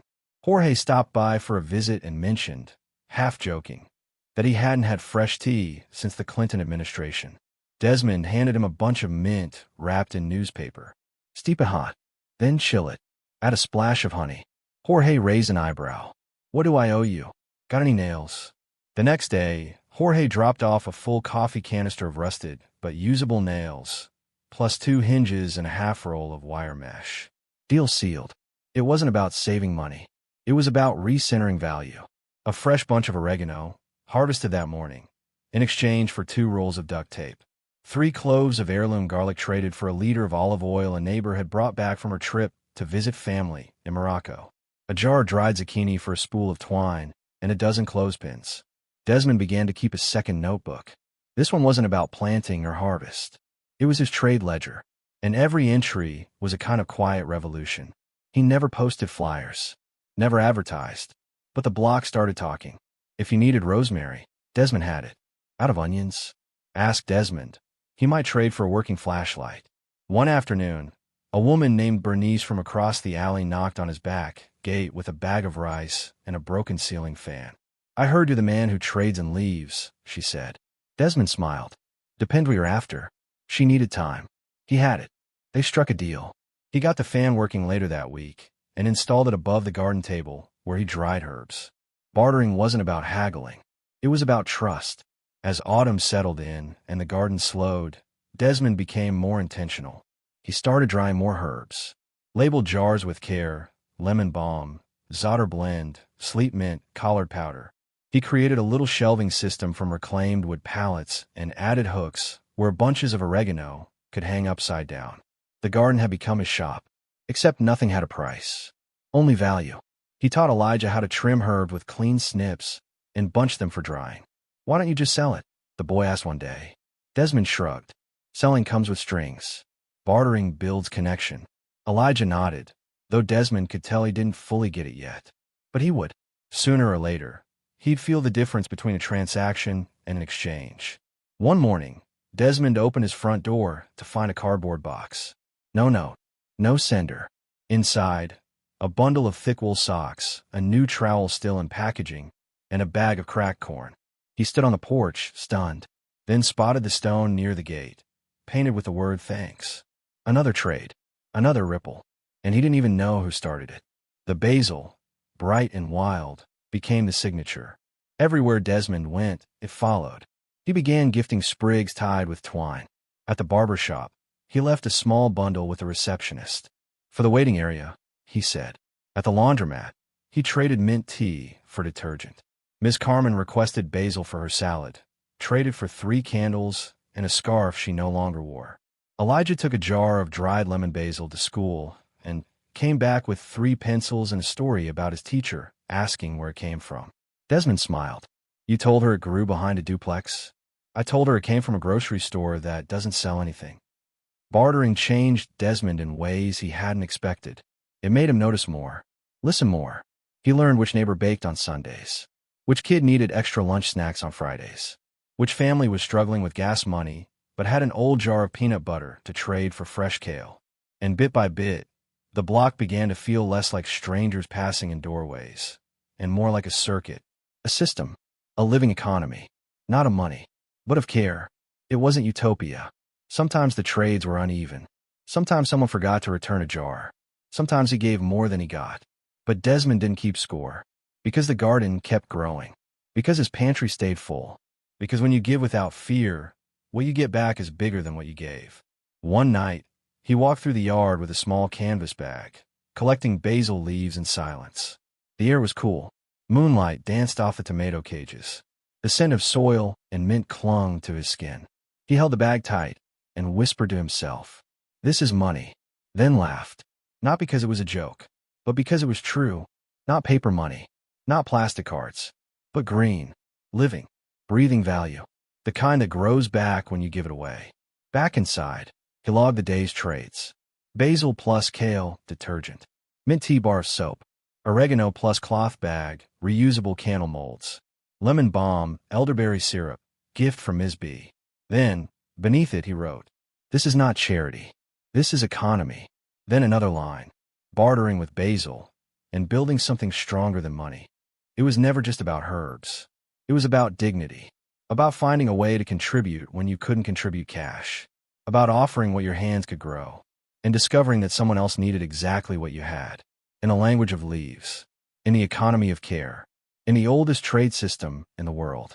Trust. The memory came back with the steam. Desmond stood barefoot in his kitchen, stirring okra into a cast-iron skillet, the edges sizzling in oil with slivers of onion and a single clove of garlic from the fall harvest. The smell rose slow and heavy, filling the small room with warmth and something more elusive, belonging. Then it hit him. That scent, that exact scent. He was 10 years old again, standing on a milk crate beside his mother in their narrow apartment kitchen in Newark. His fingers slick with flour, trying to dip okra in buttermilk without getting yelled at for clumping up. The windows were steamed. The radio was playing Marvin Gaye. His mother moved with that kind of focus that made you quiet without being told. She didn't measure. She didn't rush. She cooked like she was building something holy.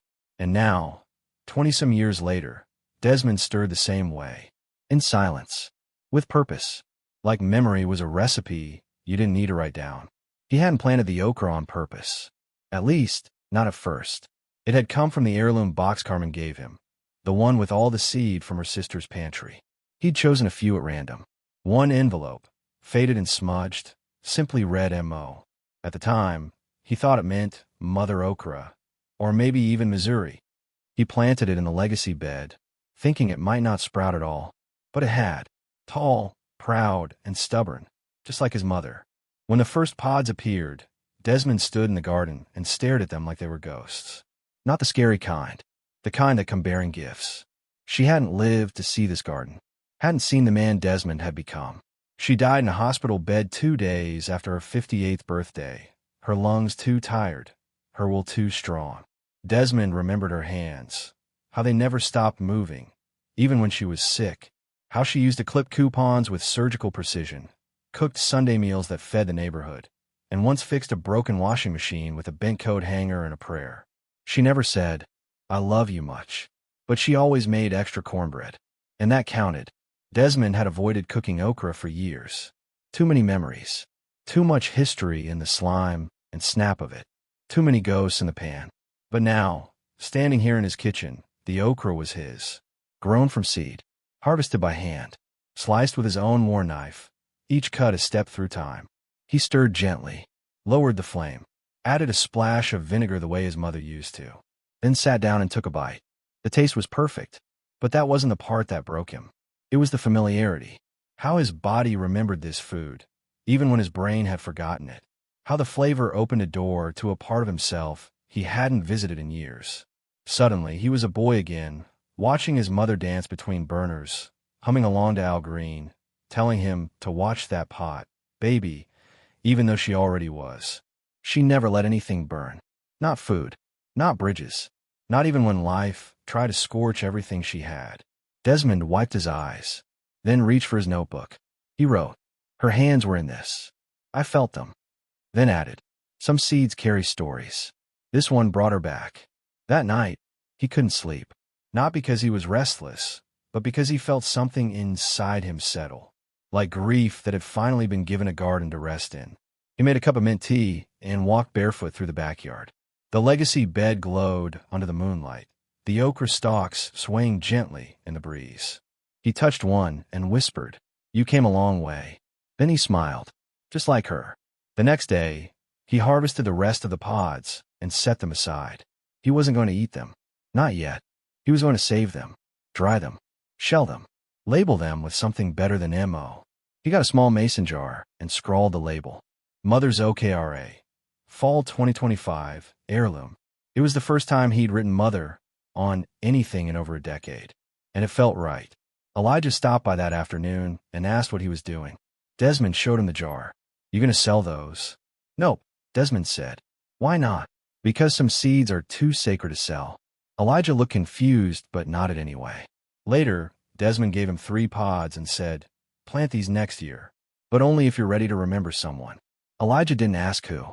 He just tucked the pods in his backpack like treasure. Over the next week, Desmond made okra 3 times. Each time, he changed something slightly. Less oil, more vinegar, a little cayenne. Each version was good, but the first one still tasted most like her. He started writing recipes in the notebook, something he'd never done before. He labeled the page, "Reclaimed flavors for the next table." And under that, he wrote, "Okra sautéed with memory, greens with lemon and fire, tomato salad that makes you slow down, tea strong enough to hold grief." It was never just about the food. It was about the lineage, the way a plant could carry love through time, the way a bite could erase 20 years of distance, the way a garden could resurrect someone you thought you'd lost, not in flesh, but in flavor. On the last warm day of October, Desmond held a small gathering. Just Carmen, Jorge, Elijah, and a few of the soil school kids. They sat around the garden table, eating from mismatched bowls. Desmond made a big pot of okra and greens, served with rice and a jar of pickled radishes. Before they ate, he held up the jar of seeds. "These," he said, "came from someone who fed me before I ever knew how to feed myself." He looked at each face. Some seeds grow food. Some grow people. Then he passed the jar around the table. And each person took one seed. Not to eat, to plant. Because that's how legacy works. You don't hold on to it. You pass it on. Later that night, Desmond sat alone by the garden, holding one last okra pod in his hands. He broke it open gently, letting the seeds fall into his palm. They were small, pale, humble, but they had power. Not just to grow, but to remember, to carry love forward, to tell stories with no words at all. He closed his hand around them and whispered, "Thanks, Mama." Then, he planted one. Right there, beneath the old tomato trellis. No label, no sign, just memory and trust. That would come back, stronger than before. It was a Monday when Desmond opened the fridge and saw nothing inside. Not metaphorically, literally. No eggs, no milk, no bags of greens waiting to be washed, no jars of leftovers, not even a rogue lemon rolling around the bottom shelf.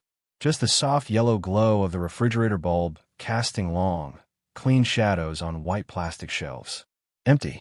And for the first time in his adult life, Desmond smiled.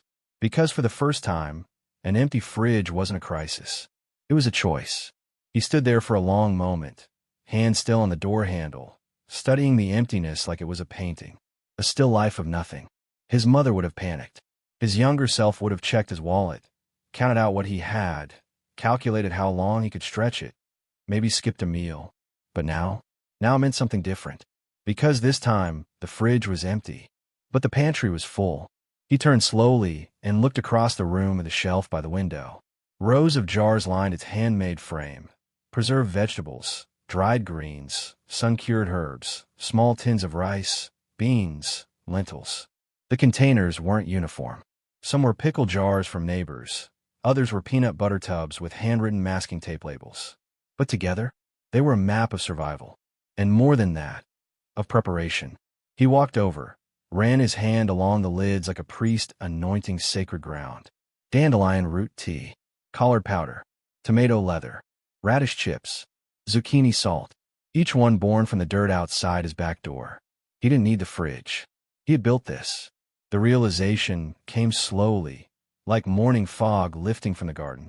That moment, standing in front of an empty fridge, marked the line between old life and new.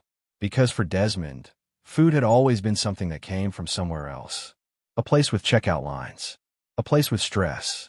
A place with fluorescent lights and price tags, and double-checking your bank app while pretending not to. But now food came from him. From seed.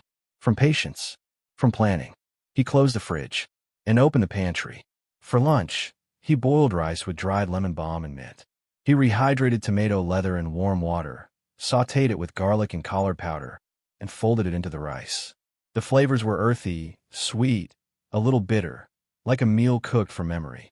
He sprinkled it with homemade zucchini salt and sat at the kitchen table, eating slowly, watching the late autumn sun stretch through the lace curtain. It wasn't gourmet. It wasn't even pretty. But it was his work, his season, his survival, and it tasted like something permanent. He thought back to all the times he had stared into that fridge with fear, the nights he opened it again and again, hoping something would appear, the times he tried to stretch ketchup into a sauce, mustard into a marinade, mayo into a meal. He remembered standing in front of that same fridge 5 years ago, empty except for baking soda and a packet of soy sauce, wondering what else he could pawn to get through the week. That man was gone, and in his place stood someone with soil in his fingernails and a full notebook of what worked, what didn't, and how to feed yourself when no one else is coming. Later that afternoon, Elijah stopped by. He dropped his backpack on the porch and peeked inside the kitchen. "What's for dinner?" he asked, grinning. Desmond opened the pantry like a magician opening a prop case. "What are you in a mood for?" Elijah scanned the jars. "Beans." Desmond nodded. "You got it." They soaked a handful of dried pinto beans from a tall mason jar, added chopped dried onions, and a pinch of crushed oregano. While the beans simmered, Desmond pulled out a frozen disc of cornbread batter from the freezer, one of his rainy day rations. "No fridge food?" Elijah asked. Desmond shrugged. "Didn't need it." Elijah blinked. "You mean it's just empty?" Desmond nodded. "For now." The boy shook his head slowly. "Most people would freak out." Desmond smiled. "Most people haven't built their life like this." That night, they ate by candlelight, not because the power was out, but because Desmond liked the quiet glow. It reminded him of his mother's Friday night rituals, when she couldn't afford dinner, but could afford atmosphere. The beans were hearty, the cornbread crispy at the edges. The two of them talked about Elijah's school project, something about ecosystems, and Desmond laughed when the boy suggested turning the garden into a science fair exhibit. "It's already a miracle," Elijah said. "Might as well win a ribbon." After Elijah left, Desmond sat alone, the dishes still warm in the sink, and looked around the kitchen. Nothing in here was expensive. Nothing in here was new. But every inch carried his fingerprint. The herbs drying above the stove. The shelf built from salvaged wood. The curtains sewn from old pillowcases. The smell of basil still clinging to the air. And then the fridge, silent and humming, gently empty. Not because he was broke. Because he was rich in a new way. Self-reliance. Quiet pride. Peace. He opened his notebook and wrote, "The fridge is empty. But I am not." Then another line. "Food isn't what you buy. It's what you build." He paused, then added, "The less I rely on the store, the more I trust myself." That night, he dreamed of roots. Not metaphorical ones, actual ones. Thick carrots, stubborn beets, long taproots pushing deep into cold soil. In the dream, he knelt in the dirt, hands outstretched, and the roots grew toward him like threads sewing the earth to his body.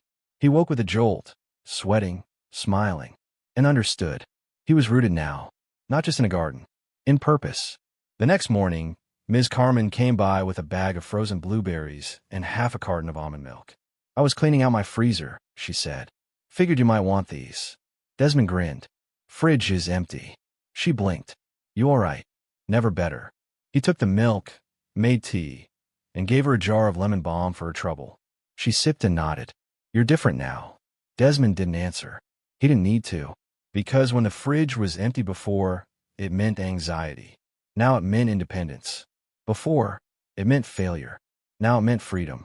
And as he walked back into the kitchen, sunlight bouncing off the polished jars on the pantry shelf, he whispered aloud, "I grew this." Every word carried weight. Not as pride, as proof. And so the fridge stayed empty for another week. Not because he couldn't fill it, because he didn't need to. And in that space, that silence, that clean, humming cavity, Desmond found something he'd never known existed. Peace with hunger's ghost. Not vanquished, but transformed. Because now, even hunger had a name. And its name was before. The frost came early. Too early. Desmond woke to find the yard glazed in white, the morning light sharp and metallic. The garden looked like it had been dusted in sugar, beautiful from a distance, devastating up close.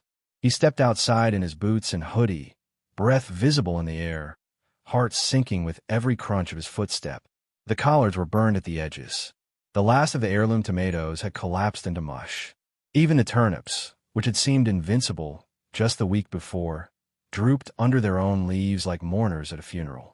Desmond stood in the middle of the beds, his arms folded across his chest, not from cold, but from helplessness. He had prepared, planned. He had checked the forecast religiously. And yet, the frost had snuck in like a thief. No warning, no mercy. He didn't speak that morning, didn't write in his notebook. He just walked bed to bed, cataloging the damage, pulling ruined leaves with silent reverence. Some plants had survived. The kale clung on, stiff but standing. The garlic rose remained, buried and brave. The radishes underneath the soil might still be viable. But still, it felt like failure. It felt like a betrayal. Inside, he made tea without thinking. The kettle hissed, the steam curled, but his thoughts wouldn't settle. It wasn't just the plants. It was the loss, the quiet erasure of weeks of care. The reminder that no matter how careful you are, nature can take what it wants. He sat at the table, cradling the mug, and finally let out a breath he didn't know he'd been holding. "It's just weather," he whispered. But it didn't feel like just anything. It felt like a test. The garden wasn't just where Desmond grew food. It was where he'd grown himself. And now part of it was gone. Wilted. Rotting. But he'd learned something else from the soil, too. Things die. But they don't disappear. They become. The next day, he picked up the pitchfork and began turning the beds. Slowly. Methodically. He mixed the frostbitten leaves into the soil. He buried failure like compost. Because he knew what would happen next. What always happened. Decay fed growth. The garden would rise again. Not because of him, but because that's what gardens do. As he worked, Elijah showed up. The boy stood quietly at the edge of the yard, watching Desmond dig. "You gonna start over?" he asked. Desmond paused, wiped sweat from his forehead, even in the chill. "I already have." Elijah nodded, then kicked at a clump of frost. "Sorry, man. They looked really strong." They were. He pointed to the kale. "Still are." They stood together in silence, two figures in a half-sleeping garden, surrounded by things that had both lived and died. "Want to help?" Desmond asked. Elijah nodded, and together, they turned the beds. That afternoon, they collected seeds from the surviving okra pods. Not all had made it, but some had dried just enough. Desmond showed Elijah how to crack them open gently, how to shake the seeds loose, how to test which ones were viable. "It's not about what you lose," he said. "It's about what you save." Elijah dropped a seed into a jar and smiled. "Feels like a secret." "It is," Desmond said. "A survival secret." Later, Desmond opened his notebook and began a new page. Title: Frost Lessons. Don't confuse setback with failure. Build for the next season, not just the current one. Save more than you think you need. What survives tells you what matters. He paused, stared at the page, then wrote. Resilience isn't loud. It's what keeps growing when no one's watching. The next week was spent rebuilding, not in panic, in rhythm. Desmond reinforced the row covers with salvaged PVC. He mulched the beds with fallen leaves, layering them thick and wide. He insulated the compost bin with cardboard and tarp. He built a cold frame out of old window panes to shelter late-season spinach. He wasn't trying to stop the cold. He was learning to work with it. At the co-op, Marion handed him a package of wool socks. No charge, she said. Heard about the frost. That garden of yours is practically town legend now. Desmond accepted the gift, humbled. I lost some things. We all do, she said. But you know what to do with loss. He nodded. Yes. I feed it to the future. The phrase stayed with him. He wrote on the inside cover of his notebook. Feed it to the future. Because that was the truth. Every rotted leaf. Every frozen stem. Every moment of doubt. It wasn't wasted. It was part of the soil now. And the soil doesn't forget. In early November, Desmond stood at the edge of the yard, watching the wind play with the mulch, listening to the trees shed their last leaves. He didn't feel angry anymore. He felt ready. Stripped down. Lean. Like the garden itself. No longer showy. No longer bursting, but steady. Rooted. Real. Because resilience wasn't about pretending nothing hurt. It was about moving forward anyway. Elijah came by with a shoebox wrapped in newspaper. Inside were hand-drawn seed packets. Kale. Okra. Carrot. Garlic. Each one labeled in pencil. The names misspelled. The corners wrinkled. I saved these, he said. From everything we picked. Thought you might want them. Desmond took the box, touched one of the packets gently. I do, he said. And something in his chest cracked open. Not like breaking. Like planting. He stored the seeds in his closet, away from light, tucked between two sweaters. Every day, as the frost deepened, he would open the box and touch the packets. Not because he needed to, but because it reminded him. Everything was coming back. Not today. Not tomorrow. But soon. And when it did, he'd be ready. He looked around at the garden one last time before the deep freeze arrived. It wasn't green anymore. But it wasn't dead. It was waiting. So was he. Patient. Quiet. Rooted. And full of faith. Not in miracles, but in cycles. In the truth that what goes down also rises. That what seems lost becomes nourishment. That he didn't just grow vegetables. He grew resilience. It began with a gate left open. Desmond hadn't meant to.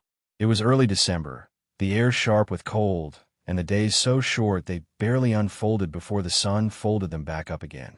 He'd been hauling buckets of mulch from the alley when he forgot to latch the garden gate. Just a small oversight. A hinge not clicked. A handle not twisted. But that simple, accidental gesture became a quiet invitation. And the neighborhood accepted. The first to wander in was Ms. Barlow's grandson, Darius. 6 years old, bundled in a puffed red jacket, dragging a plastic shovel behind him. Desmond spotted him out the kitchen window, standing near the kale bed, eyes wide with something between awe and confusion. Desmond opened the door. Hey there, young man. Darius turned. Is this a farm? Desmond chuckled. Sort of. I thought farms had cows. No cows here. Just greens and roots and dirt. Darius nodded solemnly. That counts. By the end of the week, 3 more kids had found their way into the garden. Some came after school, others on weekends. They didn't knock. They just showed up. Hoodies zipped, cheeks red from the cold, fingers twitching with curiosity. Desmond didn't stop them. He didn't instruct. He simply worked. And let them watch. He knew children didn't learn from lectures. They learned from example. From rhythm. From repetition. So he let them absorb the garden the way the soil absorbed rain. Slowly, naturally, without force. Soon, the adults followed. Ms. Barlow came looking for Darius, and stayed to help tie up garlic stalks. Jorge wandered over with a cracked bucket of onions, and asked if he could leave it somewhere composty. Carmen brought extra mugs one afternoon, and brewed tea in a thermos for everyone who passed through. Desmond didn't plan it, didn't organize it, but the garden was growing again. Not just in plants, in people. He started calling it the circle. Not out loud, just in his notes. The circle showed up again today. 3 kids, 2 neighbors, and 1 stray cat. Because it wasn't a class, not a club, not a collective. It was something quieter, more organic. like fungi under the surface, connecting everything without ever being seen. One afternoon, he laid out a pile of extra gloves on the table, next to a hand-lettered sign. Borrow what you need. Leave what you can. By dusk, the gloves were gone. In their place, a bag of dry beans, a child's drawing of a carrot, and a note scribbled on lined paper. Thank you for letting us be part of this. Desmond stared at the note for a long time, folded it, put it in his back pocket like a secret. In January, someone brought bricks. No name, no message, just 3 neat stacks of red clay bricks stacked by the garden's edge. Desmond used them to build a proper fire circle. He'd always meant to, but never got around to it. Now the bricks gave him a reason. That weekend, he lit the first fire. Not big, not roaring, just enough. The smoke curled through the bare branches overhead, the flames snapping softly. A few neighbors stopped by, drawn by the scent. They didn't talk much. They just warmed their hands and stared into the flicker. Sometimes, that's all a community needs. Not words, just a place to gather. As the days lengthened, so did the visits. A young mother brought her toddler and a loaf of banana bread. A retired teacher asked if she could read aloud to the kids on Saturdays. One man brought a toolbox and asked, "Anything broken I can fix?" Desmond blinked, then led him to the rain barrel spigot that had been leaking for months. "Have at it," he said. By nightfall, the leak was gone, and in its place, a new connection. They started planting things together. It wasn't formal. Desmond would till a bed. Then someone would show up with seed packets, or cuttings, or a sprouting onion they didn't want to throw away. Elijah brought sunflower seeds. Carmen contributed rosemary and 2 crates of marigolds. Jorge showed up with a small citrus tree in a cracked pot and said, "She's struggling, but I figured if anything can save her, it's this dirt." They dug together, planted, laughed, argued over spacing, swapped tricks, swapped stories, and without ceremony, the backyard stopped being his. It became ours. One morning, Desmond opened the gate and found a sign nailed to the fence. 47th Street Garden Commons. He stood there for a long time, reading it over and over. He didn't know who put it there, but he didn't take it down. He couldn't, because it was true. This was no longer a private patch of survival. It was a commons, a sanctuary, a seed bank, a stove without a roof, a promise made in dirt and shared without debt. And Desmond, he became something too. Not the owner, not the boss, but the keeper, the soil steward, the one who turned loss into lettuce and sadness into spinach, the one who taught without speaking, the one who built the table and made room for chairs. That night, he opened his notebook and began a new section. What the garden gave back. He wrote, a safe place for tired people. Trust built without asking. Food without pride, dignity without debt. Children who know the names of plants. Adults who know the names of children. He stopped, blinked, then added, hope that didn't ask permission. There were still cold days, still plants that didn't make it, still times when Desmond felt overwhelmed, unsure, exhausted. But now, he was never alone, because every time the gate creaked open, it was a reminder that what he had started for himself had become bigger, because soil does that. It multiplies, not just harvests, but hearts. And in the center of it all was Desmond. Quiet, humble, hands always dirty, but smile always ready, because he had built something no one could repossess. Not a farm, not a co-op, not a business, a community, grown one seed, one sprout, one conversation at a time. And as the sun set over the 47th Street Garden Commons, and the fire pit glowed in the center of laughter and learning, Desmond finally let himself believe it. He had done more than survive. He had transformed. And now, so was everyone else. It started with a knock. A hesitant one. 3 light taps against Desmond's back gate, just after dusk on a Monday. The air was sharp with cold and laced with wood smoke, the sky hanging low and bruised in early January twilight. Desmond was by the fire circle, sipping tea and watching the steam rise from a newly spread compost bed. He didn't flinch at the sound, just set his mug down and rose slowly, fingers aching a little from the cold. He opened the gate. It was Jorge, but not the Jorge who usually dropped off buckets of onions or rolls of fencing wire with a sarcastic remark and a wink. This Jorge looked hollow, eyes tired, shoulders sagging under the weight of something invisible. His jacket hung loose. And in his hands, a plastic bag, half full of rice, a dinnikin of beans, and a loaf of bread. Desmond didn't ask questions. He stepped aside and said, "Come in." They sat by the fire, not speaking at first. Jorge kept glancing at the garden beds, even though they were mostly dormant now. Only the kale clung on, resilient and defiant, swaying in the breeze.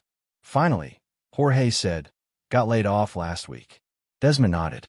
Jorge added, "Didn't want to ask. Just thought maybe I could help out. In exchange, you know." He held up the bag like it was an apology. Desmond reached out, gently set the bag aside. "You're already helping," he said. Jorge blinked. "Ow!" Desmond smiled. "You knocked." By Friday, 2 more people had come. Then 5. Then 11. Not all at once, but like a slow tide. Rising, steady, undeniable. Some came with bags of food they didn't know how to stretch. Others came empty-handed, holding only need. A single mother named Tanisha, 2 kids in tow, eyes red but posture straight. An elderly man named Clifton from down the block, clutching a letter from the electric company. A teen named Layla, no words, just hungry silence. And each time, Desmond opened the gate. He didn't interview. He didn't question.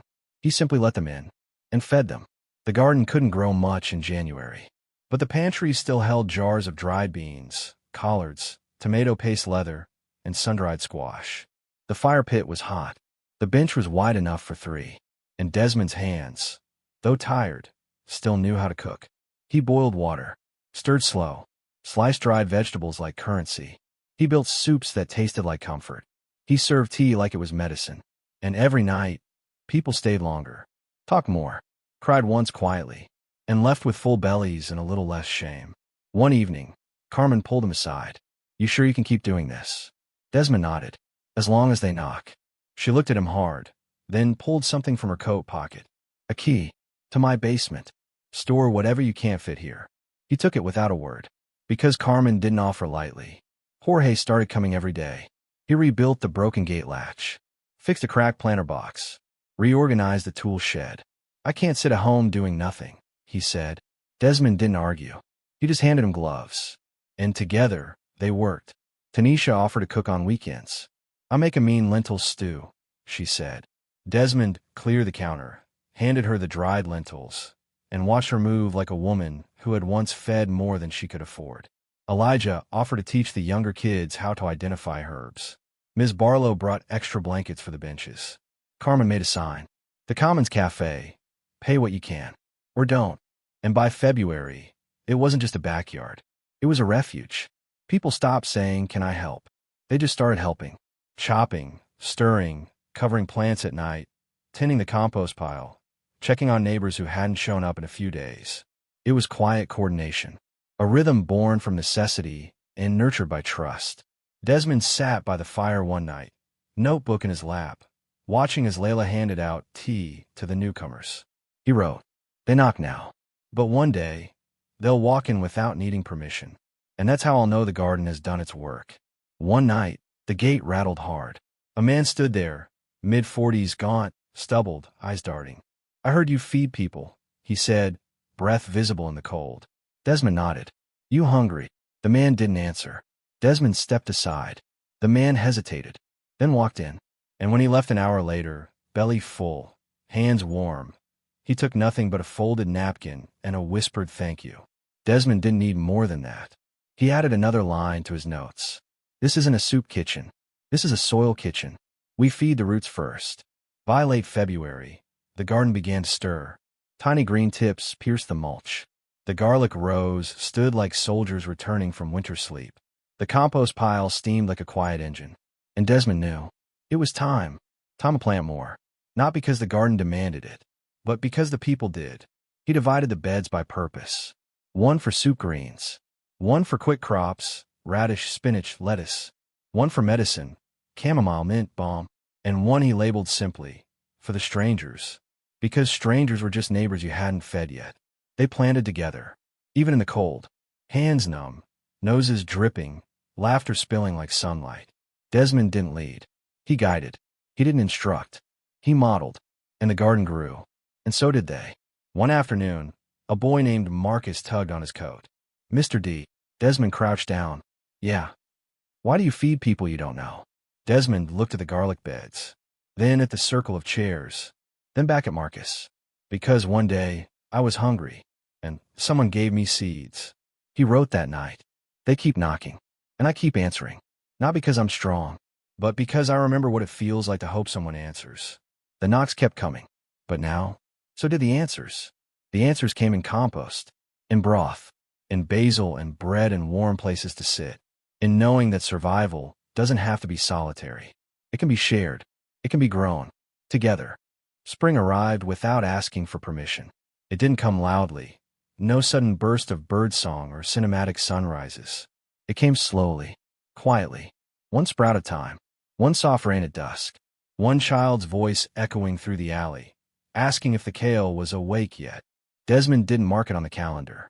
He felt it, in the warmth of the soil beneath his fingernails, in the way the garden gate no longer creaked from underuse, in the fact that the phrase, "We need more chairs," had become a regular part of his mornings, and in the truth that what once was a private act of survival had become something far more powerful, a living, breathing store of hope, and it had never once asked for money.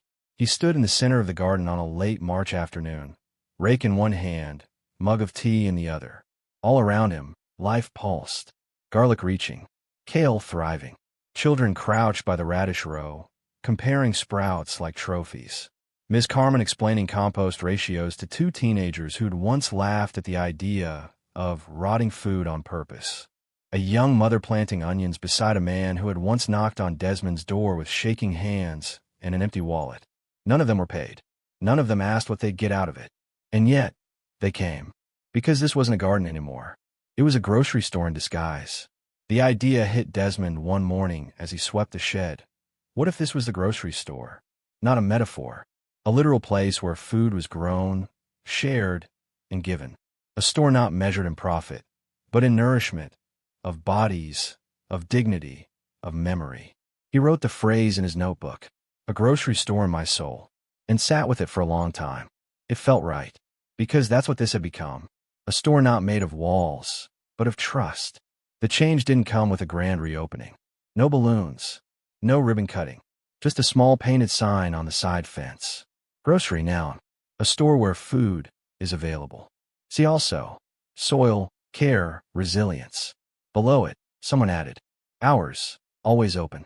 He began organizing the pantry like a store, not because he needed the structure, but because others did.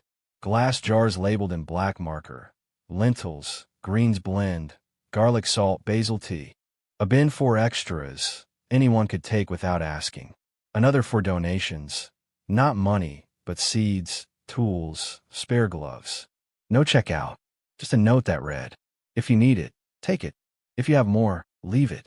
If you're not sure, ask the garden. Word spread, not viral, just steady, organic. A woman brought 3 jars of pickled beets and left with a bundle of thyme and a recipe for rice broth. A father stopped by after night shift, swapped a bag of beans for 4 onions and enough greens to make a stew. A man in a delivery uniform came every Tuesday, dropped off bruised produce from his route, can't sell it, still good, and left with tea. Desmond never kept tally, but his soul did. One Thursday, a city inspector knocked on the front door. Desmond opened it with calm eyes. You selling food out back? Nope. You a registered food co-op? Nope. What is this place? Desmond thought for a moment, then said, it's a grocery store. It just doesn't use money. The inspector raised an eyebrow, scribbled on a clipboard, then left without further questions. Desmond returned to the fire pit, poured tea for Carmen, and they both laughed until they cried. Elijah painted a mural on the garden wall. It showed a giant turnip growing underground, its roots spiraling like arms holding faces, laughing, eating, sleeping. Above it, a sun made of open hands.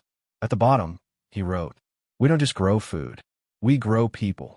Desmond stared at it a long time, and for the first time in months, he let himself rest.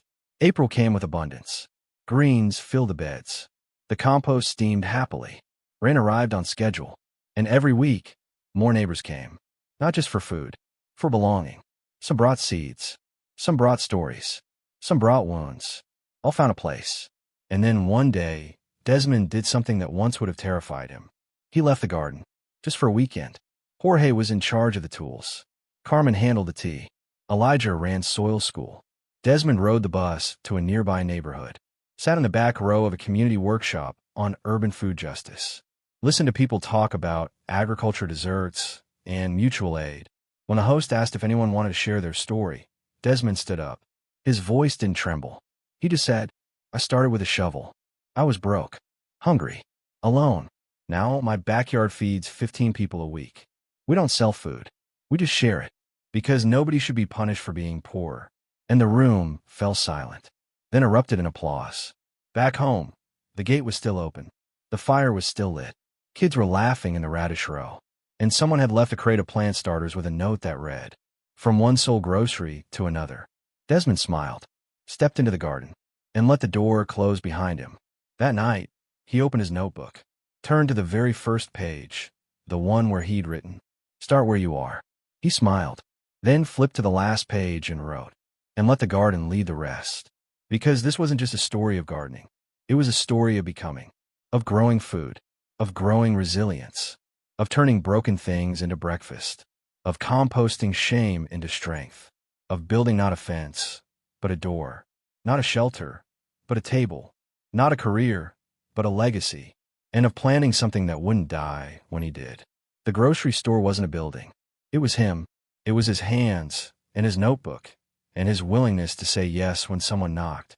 It was his stubbornness, his silence, his softness, his soil, and the way he taught the world, without shouting, that survival can be generous, that dignity doesn't require a receipt, and that some of the richest lives are grown on the poorest blocks. One last time, he stood under the string lights, still flickering, still unreliable, still beautiful. He looked at what he had built, at the people he had fed, at the seeds he had saved, and whispered to the night, "This is my grocery store," then tapped his chest. "And it's right here. What started as survival became soil. What began behind a broken gate became a gathering." Desmond didn't wait for permission. He didn't need a loan. He didn't need a degree. He just needed seeds and a reason. Now we ask you, what can you grow right where you are? A pot of mint on the windowsill. A shared meal with someone who's struggling. A notebook of ideas you haven't planted yet. Because this isn't just his story. It's ours.